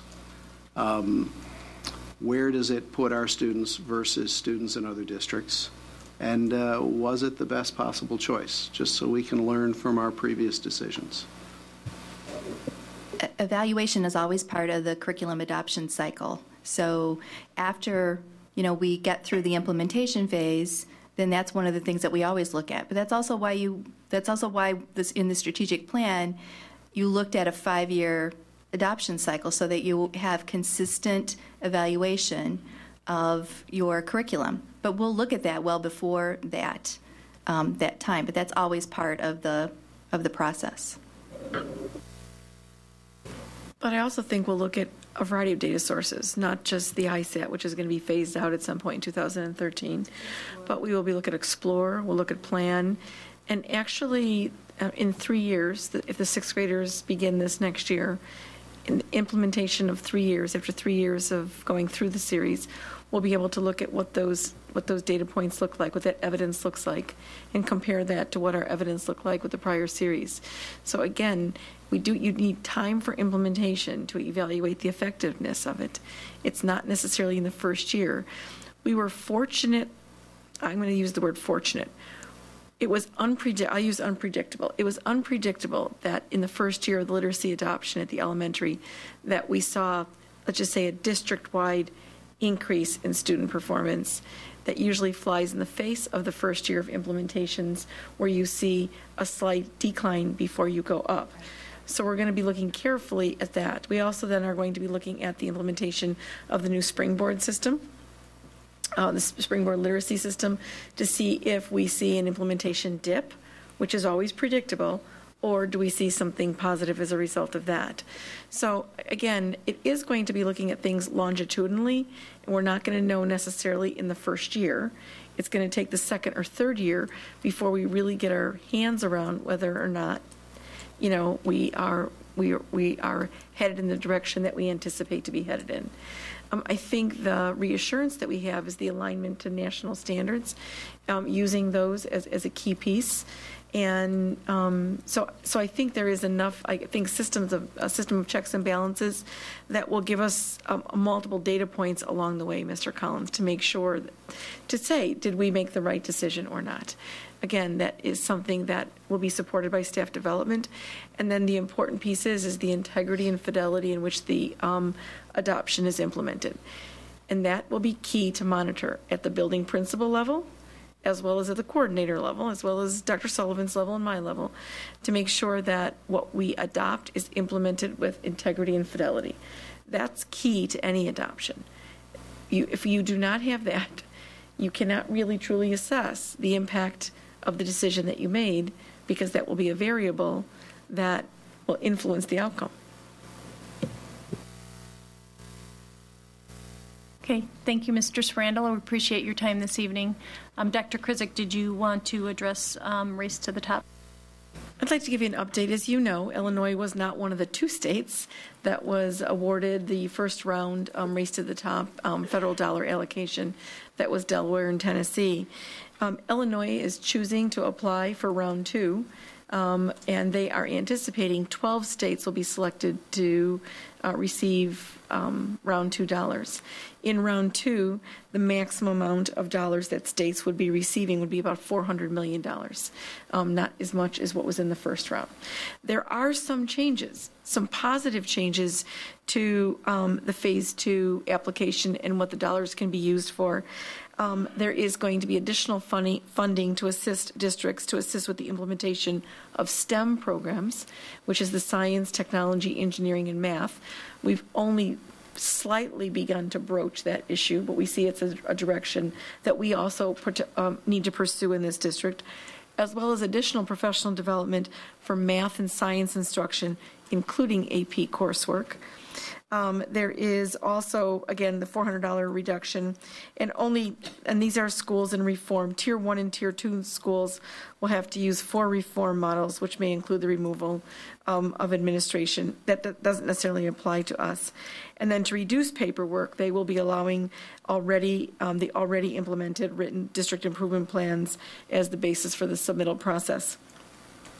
The same caveats apply with this reapplication or reaffirmation process, and there continues to be an opt-out provision, so that should we find that our responsibilities for implementation are too financially burdensome, if we do not submit a plan within 90 days of being notified that Illinois has received those dollars, which will not be until September sometime, we can opt out. The strength of Illinois' application will be the number of participating districts in the application. So should more Illinois districts opt out to go forward with reaffirming their commitment, they're not signing on new, it's a reaffirmation of the initial memorandum of understanding, it will weaken the position of Illinois to be able to move forward on this. And we do know, with changes planned for in the Elementary, Secondary, and Education Act, that many of the elements of Race to the Top are completely aligned with recommended changes for ESEA. And we would like to be, I'll say, ahead of that curve, not behind that curve. Already there is legislation being drafted in Illinois that addresses the whole teacher evaluation component and administrator evaluation component.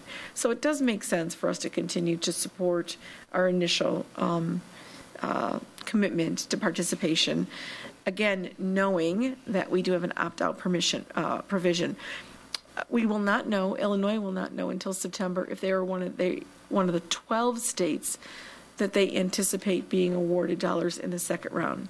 And I say 12 because on today's webinar, that's what they indicated, that the federal government is looking at 12 states.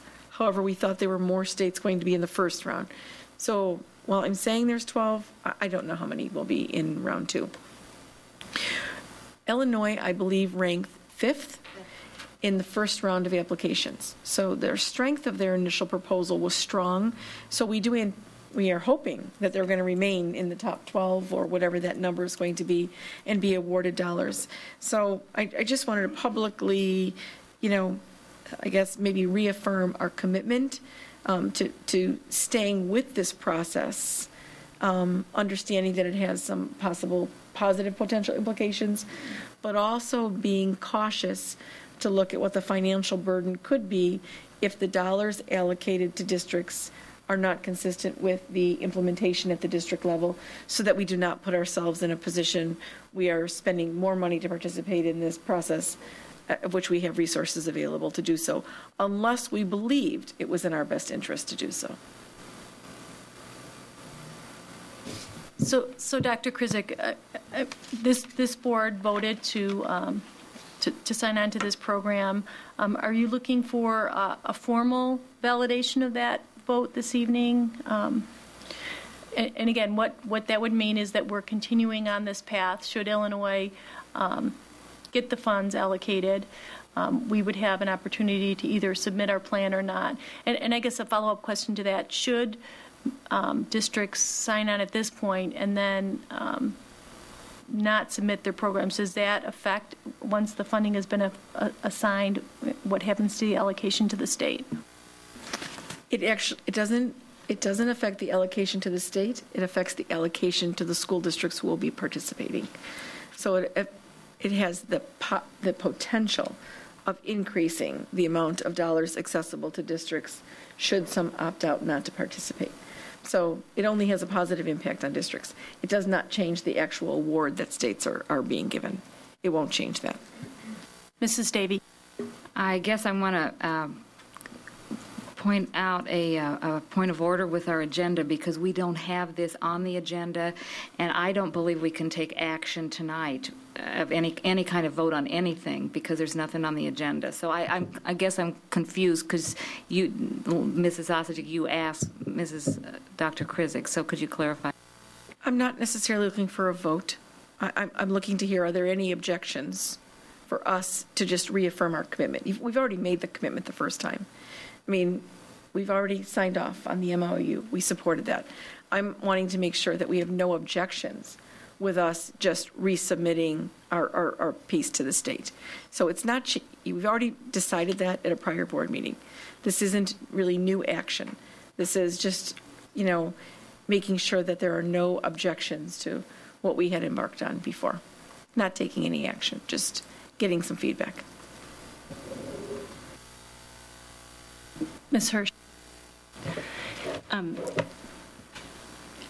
Dr. Krizik, my feedback at this point is I think we still are unsure of exactly, do we have all the requirements for once the, let me start again. Once the new states are awarded, once those awards are made, specific requirements are going to be laid out by ISB. Is that accurate? And those requirements, we've signed the letter of intent saying that we intend to participate, but we do have an opportunity to continue to opt out. I guess I would just say let's pay close attention to the official date that the award is made, what our opt-out date is, and I would really like to see us be really prepared and fully educated on what the ramifications are of us continuing to participate, to make sure that we can fund the appropriate pieces and that we can, if it's still appropriate for us to participate. So, I'm fine going ahead, continuing our support. I just want to make sure that we're continuing to pay close attention to what those dates are and that we will, I expect, be in a better position, if Illinois were to win, to decide if District 205 did in fact want to go ahead and participate fully. Absolutely, we'll pay close attention to all of those details. It will be up to us also to analyze what it is that's going to be required in our plan to make sure that our own district plan will be in compliance with what the expectations are. So there is a lot of work on our part to participate in this. And if there's a significant gap, then we would come forth to you to say that it may not be worth our investment in time and resources to go forward in the first year. So just a follow-up point, Dr. Krizik, at the point where Illinois is either determined to be within the additional 12 states or not in the 12 states, at that time we will get more of the specifications. We can determine if we are in alignment with what Race to the Top is, or if Race to the Top is in alignment with where we're going as a district, that's more appropriate, some estimation of the financial aspects of it. And at that point, it'll come back as an action item to either reaffirm and submit the program, so that at that point we would have the agenda item to take action, or whether we want to not submit our plan. We have time. I mean, I certainly can put it as an action item at the next May board meeting for you just to publicly reaffirm your commitment. The reaffirmation is due May 24th to the State Board of Ed. Okay. We can either put it as an action item, or hearing really no serious objections, understanding the caveat, just go forward, sign off on it, and come back to you if Illinois wins or is awarded the Race to the Top, and then discuss with you our implications for participation, and then at that point in time, make a recommendation that we believe it's important, that we'll have the necessary resources and tools in place to be able to participate. So actually that recommendation will come within 90 days after sometime in September. I would prefer that course of action if that's acceptable to all of you. Mrs. Davey. I see no reason to bring something back to us that we've already affirmed, and really nothing has changed other than the state awarded some money and they're going to make a second round of decisions. I think we should just continue to move forward, knowing all the caveats and the timelines. The one question I have, when I was at LEND this last week, they talked about the Race to the Top money, and that one thing lacking in many of the Illinois schools was the labor, the labor unions, the teachers' contracts, teachers' unions being willing to sign on to it. Some districts had the signature of their collective bargaining unit along with the Board of Education and the superintendent. Ours did not. There seems to be a movement with the IFT, the Illinois Federation of Teachers, to be more supportive of the Race to the Top. Is there any potential or need to try to add that to our memorandum, or do we just want to move forward as it currently stands? I would have a conversation with Nan Larab and the union leadership. There wasn't enough information at the time. The IFT and IEA did sign off on Illinois' initial application. So the state level IFT and IEA signed off. Some of the regional locals did not necessarily advise all of their districts to sign off on that. I think there has been a lot more information that has been put out there with regards to Race to the Top since the Memorandum of Understanding first came out. But, I will bring this back to union leadership as well to see if there's an opportunity for reconsideration to help sign off and support this. Certainly that will strengthen Illinois' application. It will not put us out of the running as participants. Okay, we move on to approval of board meeting minutes from March 23rd and April 13th. Those meeting minutes have been presented for your review. Are there any changes or amendments to those minutes as presented? Seeing none, they will be approved as presented. Our next item on our agenda is the superintendent's consent agenda. Are there any items that any board members would like removed from the consent agenda? Mr. Collins. Okay, H. Any other items? Okay, seeing none, I will accept a motion. Mrs. Davey? I move the approval of the superintendent's agenda, items A through R as presented, with the exception of item H. Is there a second? Seconded by Mrs. Conroy. There is payment of bills on here, so we need to have a voice vote. Mrs. Walsh, can you please call the roll? Mrs. Davey? Yes. Ms. Conroy? Yes. Ms. Hirsch? Yes. Mr. Collins? Yes. Mrs. Ostojic? Yes. Mr. Kalquist? Present. And Mrs. Droney? Yes. 6 ayes, no nays, 1 present. That motion carries. May I have a motion for item H? Mr. Kralquist? I move the approval of bid 1004, tuck pointing and restoration for Field Elementary School. Is there a second? Seconded by Ms. Hirsch. Any discussion? Mr. Collins? The lowest bid projects total calendar days to complete the work at 45 days versus the highest bid at 70 days and the middle bid at 64 days. So from the lowest bidder to the middle bidder, that's about 42% more days and almost 50% to the highest bidder. I guess my question is, they just have a different staffing level. Can you just explain why it's going to be done in such a dramatically shorter amount of time? You're exactly right. That's just a matter of the number of staff that they have working the project. So the less staff, the longer time, the more staff, the less time.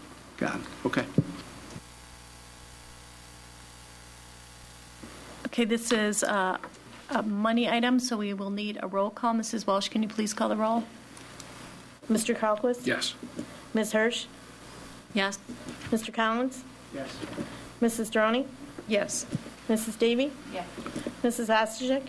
Yes. Ms. Conroy? Yes.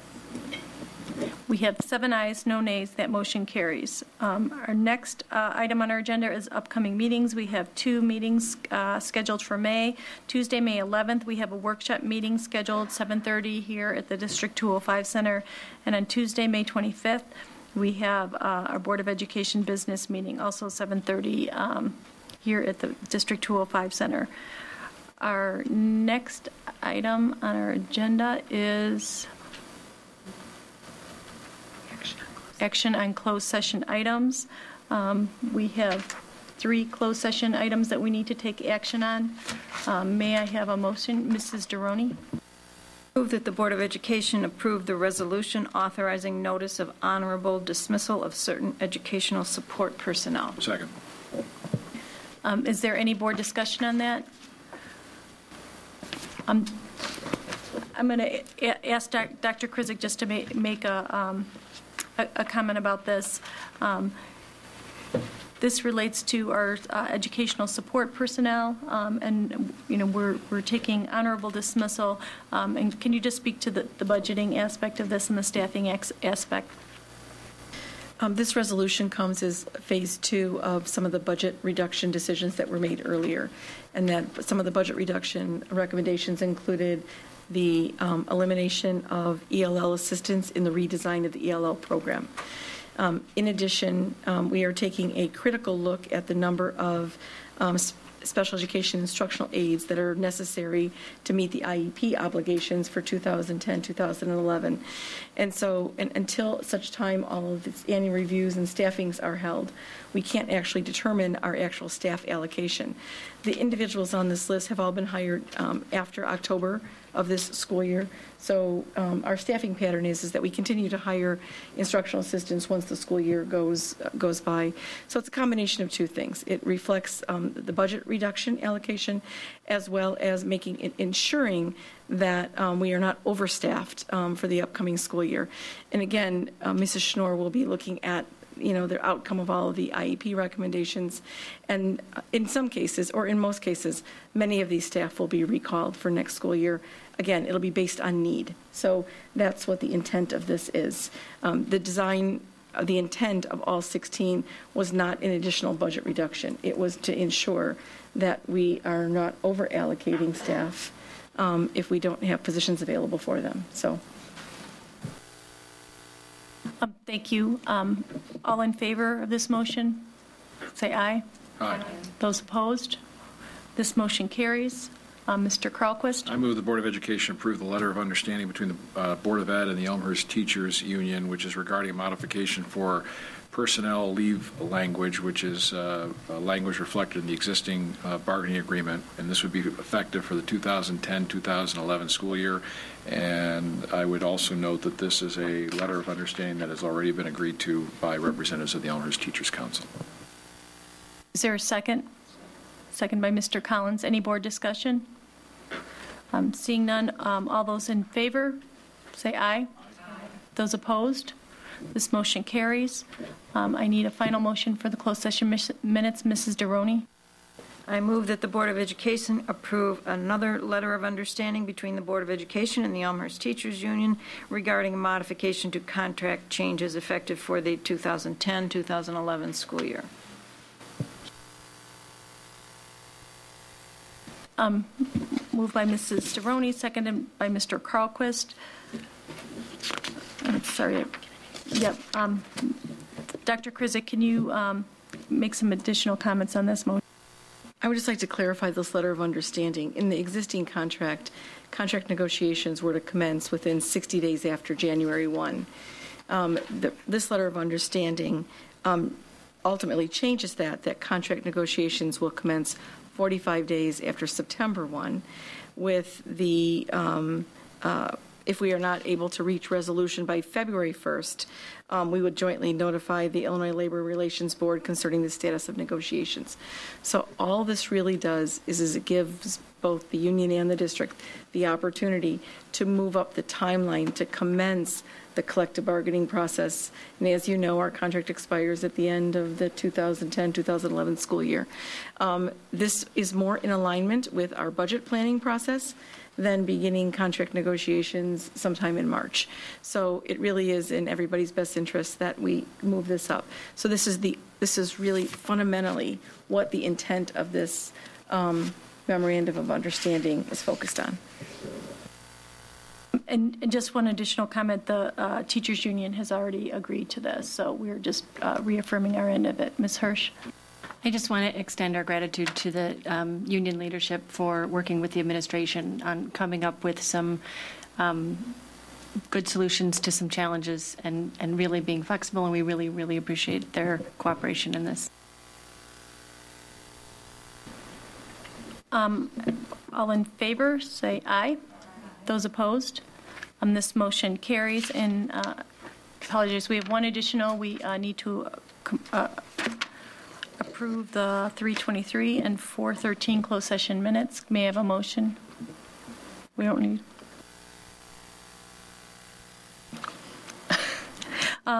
We will move on to board communications. Are there any communications any board members would like to make? Ms. Hirsch? I'm very grateful tonight. I want to thank all of the board members who have served as board officers in the last year and have been very helpful in getting some of us new board members up to speed, and congratulate them and thank them again for volunteering to serve yet again in their positions. It is definitely a time commitment, and it is something that I think we all greatly appreciate.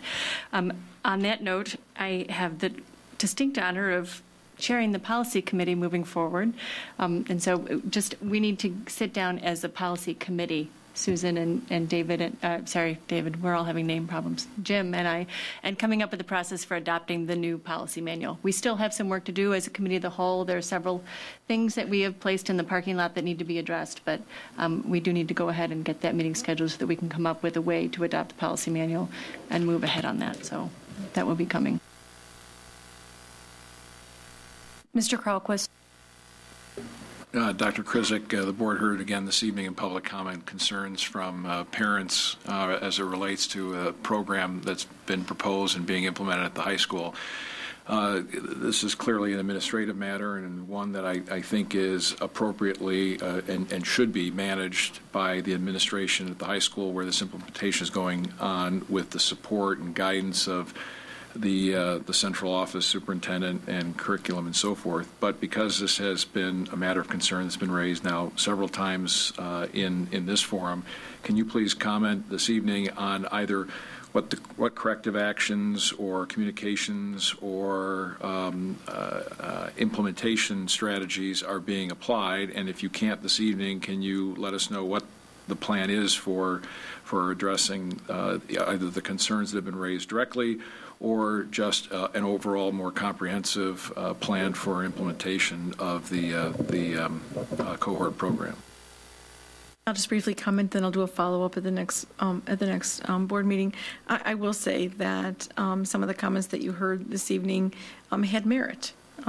for parents, and I won't discount any of the points that they had made. We are embarking on, I think, on an attempt to put a strategic initiative in to help advance student achievement. And in order for that to have its greatest credibility and its greatest impact, while it was, I think, very well conceptualized at the high school, that all of that conceptualization had not been put into writing, I think to the satisfaction of parents. I believe the expectation is that there will be a very thorough presentation as well as subsequent written materials to come out of the next week's meeting. That is the expectation, and that should be the program going forward, because we will, if this is a program that has any chance of success and will be sustainable over time, then it will be next year's 8th grade parents that should have advance information with regard to this, and it will be in the following years and subsequent years and so on and so forth. So we'd like to come back in 2 weeks to provide some additional information, but I do appreciate the parents taking time this evening, coming forth and just reaffirming some of the questions. It isn't always helpful, I think, to have email exchanges where some questions get answers where only some people see that information. It does need to be in a cohesive, comprehensive document so that everybody has access to that same information. I do think York is fundamentally changing its practice about its freshman orientation night, and I think that unless something like this happened, I don't think they would have changed that orientation night. And this just doesn't go for whether or not you were recommended for the cohort program or not. This is kids are sitting next to each other, and some are finding out whether they got an honors class or not. And it has an impact on kids. And so I think this really called into question what our existing practice was. And I think the high school unanimously saw that they need to undergo a fundamental change with regards to how they even give all kids what their courses are and what that approach is. So I will say there are going to be many positive changes that came out of something that has left, I think, some parents feeling not so positive about the process. And I am hoping that there is an opportunity for repair with regards to this process and improved communication and understanding, so that not only do parents understand it, but that all staff, middle school staff, also understand the program as well. So again, it is, I think putting things in writing has great value. And I think there have been a lot of lessons learned in this process. But I will give you an update at our next board meeting. Ms. Hirsch. Dr. Krizik, I guess maybe a topic for future discussion. I think one of the challenges of the cohort program has been that it was a surprise to the students. It was a surprise to the parents. I think it was a surprise, in some case, the student selection to some of the middle school teaching staff, that these particular students were identified through the 3 different metrics that we use to pull students out and identify that they might need additional reading support. The question I have is, we need to work on the process and the communication side of it, but more importantly, in my perspective, is what are we doing to earlier identify? I mean, we've identified a problem now, and we've said that when students are ready to enter the high school, there's a certain subset of students that don't have the appropriate reading skills. Now, I know it's a very general comment to say we want to improve reading skills for all students, but maybe it's at, entering 6th grade, we do some kind of assessment. What is the assessment tool? And again, it doesn't need to be addressed right now, but I would like to see the administration take on and come up with a plan to say, here is the appropriate tool, here's the appropriate time, let's come up with early intervention and communicate that with parents, and let's move away from this being a high school problem, an incoming freshman problem, to, we want to be systemic and say, we identify a gap in a student, we identify it. As soon as we identify it, we come up with a plan, we address it, and I think in working on that plan, it hopefully will alleviate some of the pressure that is being felt as students are entering the high school and all of a sudden we've identified that they've got a gap. So I would really be very interested to hear, this is kind of brought to light one very specific problem. I'd really like to see us backwards engineer and explain to the board and to the community members how we're going to identify it and address it in line as opposed to at this one gate. I'm going to give a relatively short answer. That is where the tremendous amount of work on response to intervention has been going on this year. And Dr. Sullivan and Mrs. Schnorr have put together a very comprehensive plan to get all the elementary and middle school teams putting together RTI plans. And so that fundamentally is what we are doing this year. And so that is something that's in place. The second part to that is reaffirming what our assessment system is going to look like and what that structure is going to look like, followed by additional staff development on the utilization of those assessments so that they are optimized so that we can put together some comprehensive, I'll say, Tier 1 and Tier 2, shouldn't be using those words, interventions, where you're looking at really large groups of students in some cases. So I think there is such an increased awareness down to elementary now, actually to early childhood, about what their responsibility is for making some fundamental changes instructionally so that what we hope to see over time, Mrs. Hirsch, is that we reduce the percentage of kids that continue to need support and or interventions as they go through our system. So I feel very reassured and confident that we have a strategic and systemic plan going forward in place that will continue to be supported next year through utilization of the ARRA dollars, the ARRA dollars, the American Recovery and Reinvestment Act dollars. So they have been working incredibly hard. And I will just follow up by saying a week ago, Wednesday maybe, I got to see only 2 of the 8 presentations being made by the elementary schools about what some of their RTI plans and initiatives look like. And I will have to say I was incredibly proud of the staff that made those presentations, but it's beginning to show a significant shift in how we look at our responsibility to reacting to data and the evidence that we've collected with regards to kids. So you'll hear, I know that Mrs. Schnorr and Dr. Sullivan have communicated a lot of the RTI information with you through their cabinet reports, and maybe there can be a subsequent follow-up presentation later on in terms of where we are in the RTI process. But that really is going to be key and critical for us to go forward. In some cases, well, not in some cases, the cohort program is part of York's RTI plan. That really is one of their elements of their RTI plan. And while they laid it out, let's say, generally in their school improvement plan that was submitted in October, that had been somewhat conceptualized early on. It was, again, putting it all in writing. That's going to be critical for that program to have critical evaluation pieces to go with it, as well as, again, monitoring. I'll go back to fidelity and integrity of the program. So RTI is really, really what we're doing to respond to that. I think the most important piece of this, though, is the communication piece. And I think as a parent, okay, I don't have a child in elementary school anymore. I have one that's graduating 8th grade and moving on to the high school, so I will be further and further disconnected from the younger grades. However, most parents, in assessing their students' progress, look at their students' report cards, and they look at those ISAT tests that we place so much emphasis on. And, having sat through several middle school presentations on the maps that were very, very poorly attended, our emphasis at the board table in terms of the ISAT presentation, where we put it on the agenda and we go through all of the numbers, I would really like to see us take a leadership role in terms of our communication and our focus, not just, I believe that we are doing the internal pieces to try to address those challenges, but I think it's just as critical that our communication to parents in report cards and in our communication and involvement in parent-teacher conferences, that we start the conversations on those topics and include those and place more emphasis on those than we place on the ISATs.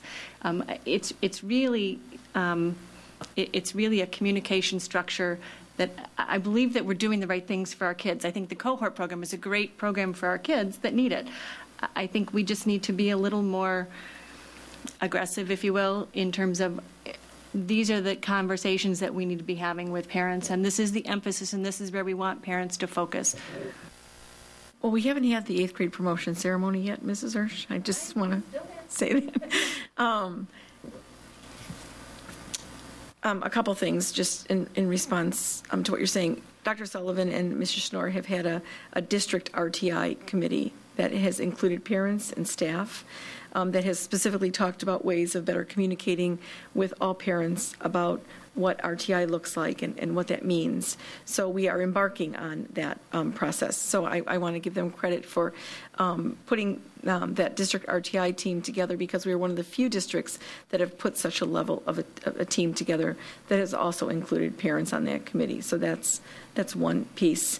I believe that the communication on again, RTI at the elementary schools is really beginning to increase significantly, and we will continue to find ways of making that accessible and available. And I don't know if Dr. Sullivan wanted to add anything more to that, but. Well, and maybe Meg does as well, but we're working, and part of what we talked about at our district leadership team is to get a lot of the process and procedures and when to communicate, et cetera, all in writing. And I know that we've got a large group working on our manual, our response to intervention manual for the district, which will address some of those issues, what some of our teachers have asked for that are on the committee as well, just to give them more specific. But part of it is also working with our staff in looking at the data, analyzing it, understanding how to interpret it, and how to explain it to parents as well. And that's the other piece that we'll continue to work with our principals and our school teams on. And while we have a compliance responsibility to share the ISAT data because it's on the school report card, I think you're going to see a shift in Dr. Sullivan's presentation with more of a focus on MAP data in the future, because the correlation between ISAT performance, and there is no correlation between how a student performs on ISAT and how they'll perform on the ACT. So we also need to do an education process with parents as well, too, to not look at the ISAT as a predictor of success, but to begin to look at explore and plan as those predictors. And I know that the high school is beginning to look at restructuring the administration of when the plan goes in place. It's called the EPASS system. Currently, we give the plan in the sophomore year. The discussion is to move that to the spring of the freshman year, and then in the sophomore year, put a retired ACT test in place, and then in purchasing some software that if we purchase some software that we've been looking at, we'll be able to score that and analyze that. Where kids are strong and weak, and so as it looks at curricular implications, we'll be able to make those adjustments. And then in the junior year, kids take their ACT. So we'll be able to give students and families much better data from their 8th grade year to their sophomore year, going into their junior year, as we make a restructuring on that. So there is a tremendous amount of work, again, structural work that needs to go into place to make all of those changes.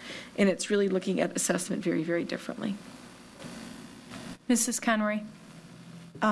Having been involved with SASIT for the last 3 years, I've had a good understanding of RTI, and I'm very optimistic about what that's going to do for all of our students, and I have an understanding of how long it's going to take to implement that.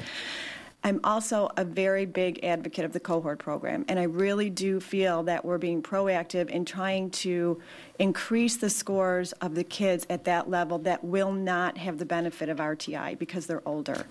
I have a student that is going to be an 8th grader next year, hopefully, and he has been on the honor roll all throughout middle school, but he struggles with comprehension. So I'm very hopeful that he will be a part of that cohort program. I am very disappointed in the lack of communication that parents got, and I don't want to see it hurt this program. So I would very much like to say that I'm an advocate of this program, and I think we're being proactive in doing the right thing for our kids. I will accept a motion to adjourn. Mr. Crockwis, is there a second? Second by Mrs. Deroni. All in favor? Those opposed? This meeting is adjourned.